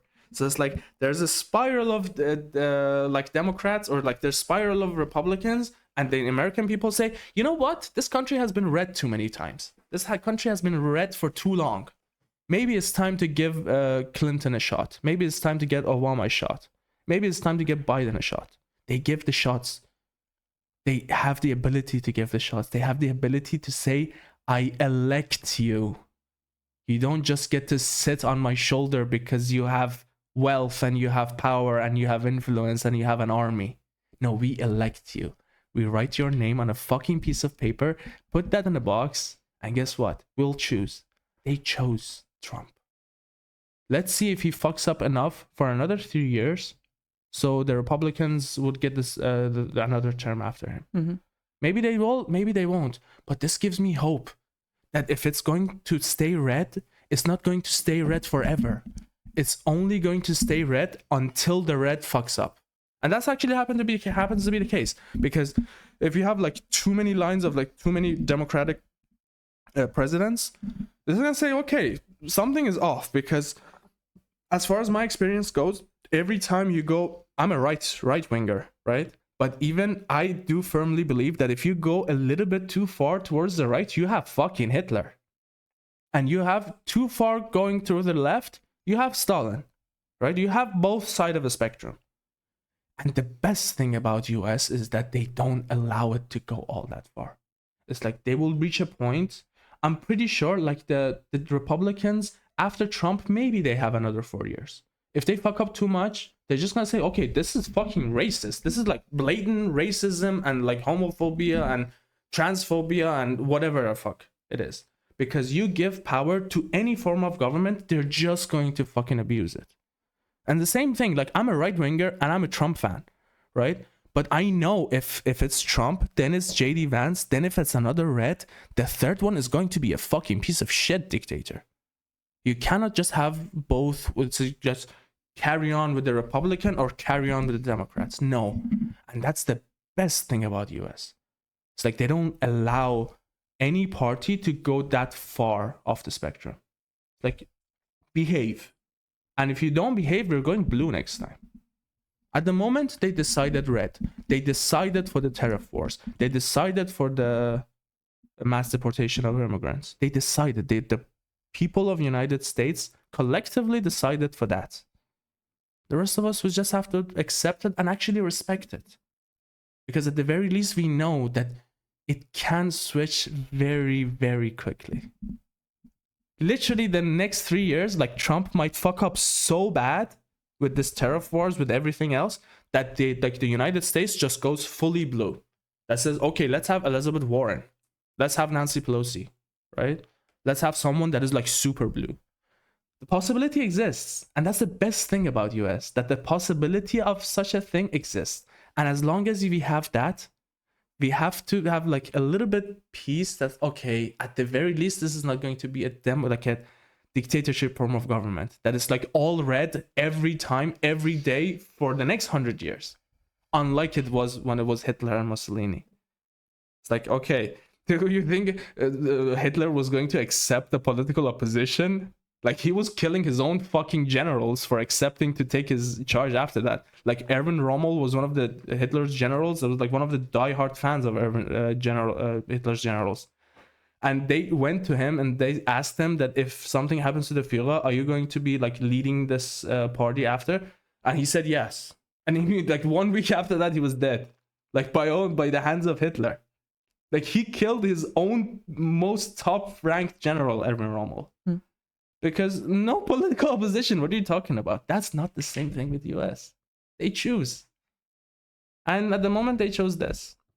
Whether we like it or not, that's what they choose. And God bless, honestly. May I speak now? Sure. So just to lighten the mood up a quick. Well, we have to like finish this. Yeah, After you speak, it will be like done. Because we're pushing, I think, 2.5 hours now. Okay, to lighten the mood up a bit. JD Vance is so horrible that when he hear me out, this is a funny one, that when he visited the Pope had double pneumonia. The Pope died 7 hours after JD Vance visited him. Bro could not handle how fucked up he is. He actually went out of his place and told JD Vance, reconsider your Catholic position. Imagine being so bad of a Christian that the Pope himself still like, rethink your life. Anyway, that's just a joke. Also, just to speak against, to reply real quick. Please. So, first, Donald Trump is certainly not going to retire after this second term. Absolutely not. And he's a piece of shit. He's a piece of dog shit if he doesn't do that. Yeah, well, he already expressed that there. That's bullshit. No, hear me out. Yeah, I know. I know he heard that. It might be possible. No. No. Wait. Yeah. Let him become let him try to become the president for the third term. Then I will be with you with hating him. Yeah, Like, I will join your rank and say fuck Donald Trump. Who the fuck do you think he is? I will just finish due to the time. He did say in an interview that there are ways to make a third term happen, and just to confirm that to the audience that on his official store, this is what he's selling. Good for him. He's a businessman. This is a Trump 2028 hat that he's not only by selling this, but he also expressed that there are ways to amend the constitution to have him run for a third term, and some state governors have already drafted. He's a bullshit artist. Still talking. He bullshits a lot. Yeah, I know. He bullshits a lot, and trust me, if he actually tries to go through that, I will join your ranks. And I say, fuck Donald Trump. Okay. Let's protest him to make sure that he doesn't go through. Okay, so that is something he also, well, like I said, really heavily implied for, and had governors propose bills to have Mr. Trump, Mr. Orange Man, have a third term, well, pretty much until he dies. And one thing about the US is they have no right to choose to who leads them. The US has such a dysfunctional political system. One, you have the electoral vote, which is, it's not based, like, for example, Germany, by the popular vote, whoever has the more numbers. Trump for example, won the popular vote? No, hear me out. For example, Hillary Clinton did win the popular vote, but she lost the electoral college. That is severely dysfunctional. They chose it. I know. I'm just criticizing it. For sure. Yeah. It's actually stupid. It is factually stupid. And the second thing is that the United States is stuck in this very bad position where you have a two-party state. It's awful. It's fucking awful. You only I'm go. with you. Yeah, I'm with you with that. It's fucking awful. Yeah. One of the best things about Germany is that they have CDU, they have SPU, they have AfD, they have literally everything. They have like 5, 6. That's perfect. Yeah. Like, this thing is about US is quite stupid, and I'm fully with you. Yeah, for example, shitty. I don't like the Democrats either. I do not like them, and I fucking abhor the Republicans. So I want to vote for someone, but there's only two parties. That's fucking. You have the Greens. They have liberals though. The Greens, which are basically defunded by the state and they cannot get shit done. So I'm stuck with these options. For example, here in Germany, in the last Bundestag election, there are 37 parties eligible for voting. Let's say I do not like the Greens anymore. They changed their political ideologies. Oh, I have this party. Let me shift to that, and I can actually get stuff done. There's no party domination. And regarding, Trump, I would say, like I said before, that as is the case with many Western dictators, for example, in Germany, in Italy, they all got democratically elected. They didn't just commit a coup at the start. They got democratically elected. And the people were like, okay, we just have to deal with this. And that we have to respect that this is the people's wish to outcast these people and whatever. And one thing I would like to comment on also is I do not like, or rather I really hate the term illegal immigrant, as is no person is illegal. Should be no status on a person's position. No, hear me out. Yeah, hear me out. There's no person that should be illegal, as is the case of, let's say, someone who is migrating to a country and therefore he's illegal somehow. His very existence is illegal. Everything he does is illegal because he got into the country without doing the paperwork. Although Germany does this much better than the US, Germany would have an influx of illegal immigrants, although it does not. It offers, although it is dysfunctional, it is much better than the US, something called an asylum seeker procedure, where people, if they do not have the paperwork, and a lot of people cannot have the paperwork to come into Germany, they come in, stop at the border, hey, I want asylum. They stay in and they have their paperwork done while they're waiting. And as an asylum seeker, and afterwards they get helped integrated into society by social workers. they learn to have a new life, and they contribute to the country. When you have, for example, the US, who just labels this illegal person, hunt them down, instead of actually trying to help people integrate and benefiting their own economy. The US has such a labor shortage, you don't even know it. They could benefit. This could work so much in their favor. But they should choose. They should choose whether they want this to be referred to as an illegal, whether they want more people in. It's their own choice. No one should have a right to say that a person's very existence is illegal. No one gives you the right to put that person in a category. Country. It does not matter whether it's own country. You're putting status on a person. You do not get to call them an illegal alien. They are. You do. It is a matter. It is a matter. It is a matter. The president says you should be, then you should be. Yeah, it is. It is a matter. Simple. I don't know why you complicate. No, it is a matter of humanity. When you strip these people, they should choose whether to want to uphold that law about humanity or not. It's their own choice. It is not a matter of title chose. When you label these people as illegal aliens, you create this so much division, this so much hate. You are putting negative labels on them, and thus influencing the population's outlook on them to be severely negative. How more likely are you to perceive a person when you hear that they are an illegal immigrant rather than just a person? They are a person at the end of the day. For example, also us, and people like me, we should not be labeled as just, trans women or transsexual. At the end of the day, we are women. At the end of the day, they are people, regardless of who they are, regardless of how they came into the country. And the overwhelming majority of these people never mean any harm. They just want a simple life. I'm not going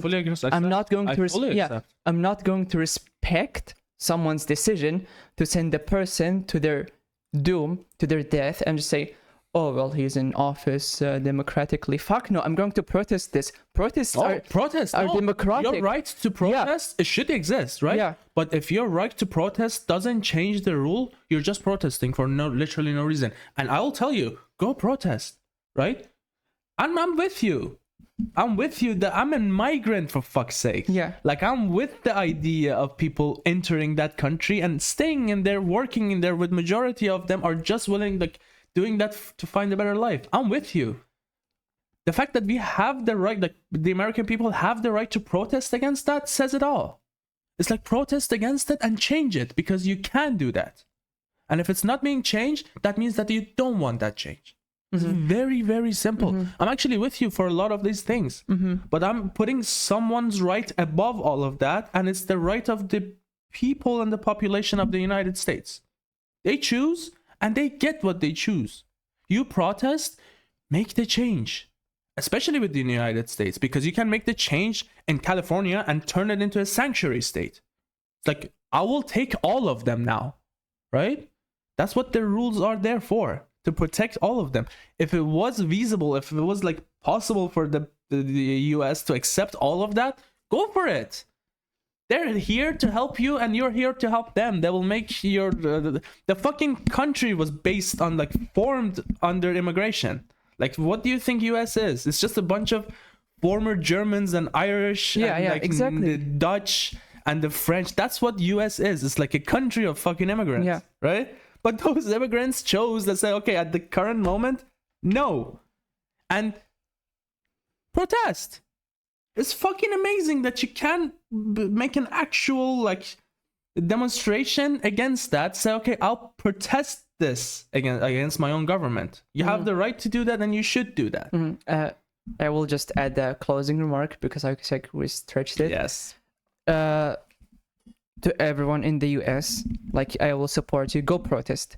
In Germany, we protested more than 100,000 in Berlin against the rise of far right. Amazing. We protested by 40,000 in Cologne against the far right. AfD is stupid as shit. Our neighbors in Georgia protested against the far right. In Serbia, amazing. They protested against government corruption. And to everyone, if you want to make a change, go out and make it happen. Doesn't matter how small it is. Every change starts at grassroots levels. Voice your voice. Who knows? Maybe your message will echo into someone, and that message will echo to another person. Make some good with your life. Let your voice be known. Never be silent, for when you be silent, they win. Never be silent. Speak out. It was good to have you, Lou. It was also good. It was actually very good to have you. We're gonna I'm do glad. this a lot more often because you're one of the people that I actually have, especially because you're not someone that I fully agree with. Oh, yeah. And that helps. Oh, yeah. Because if I'm talking with someone that I fully agree with, there's no nothing. chance of for me to learn anything. Yeah. Right? And the same thing with you. Yeah. So very good to have you. Of Hopefully course. we'll have you more. It's a pleasure. All right, everyone. Have a nice day, evening, whatever the fuck it is that Ciao. you're listening to. Ciao. Take care.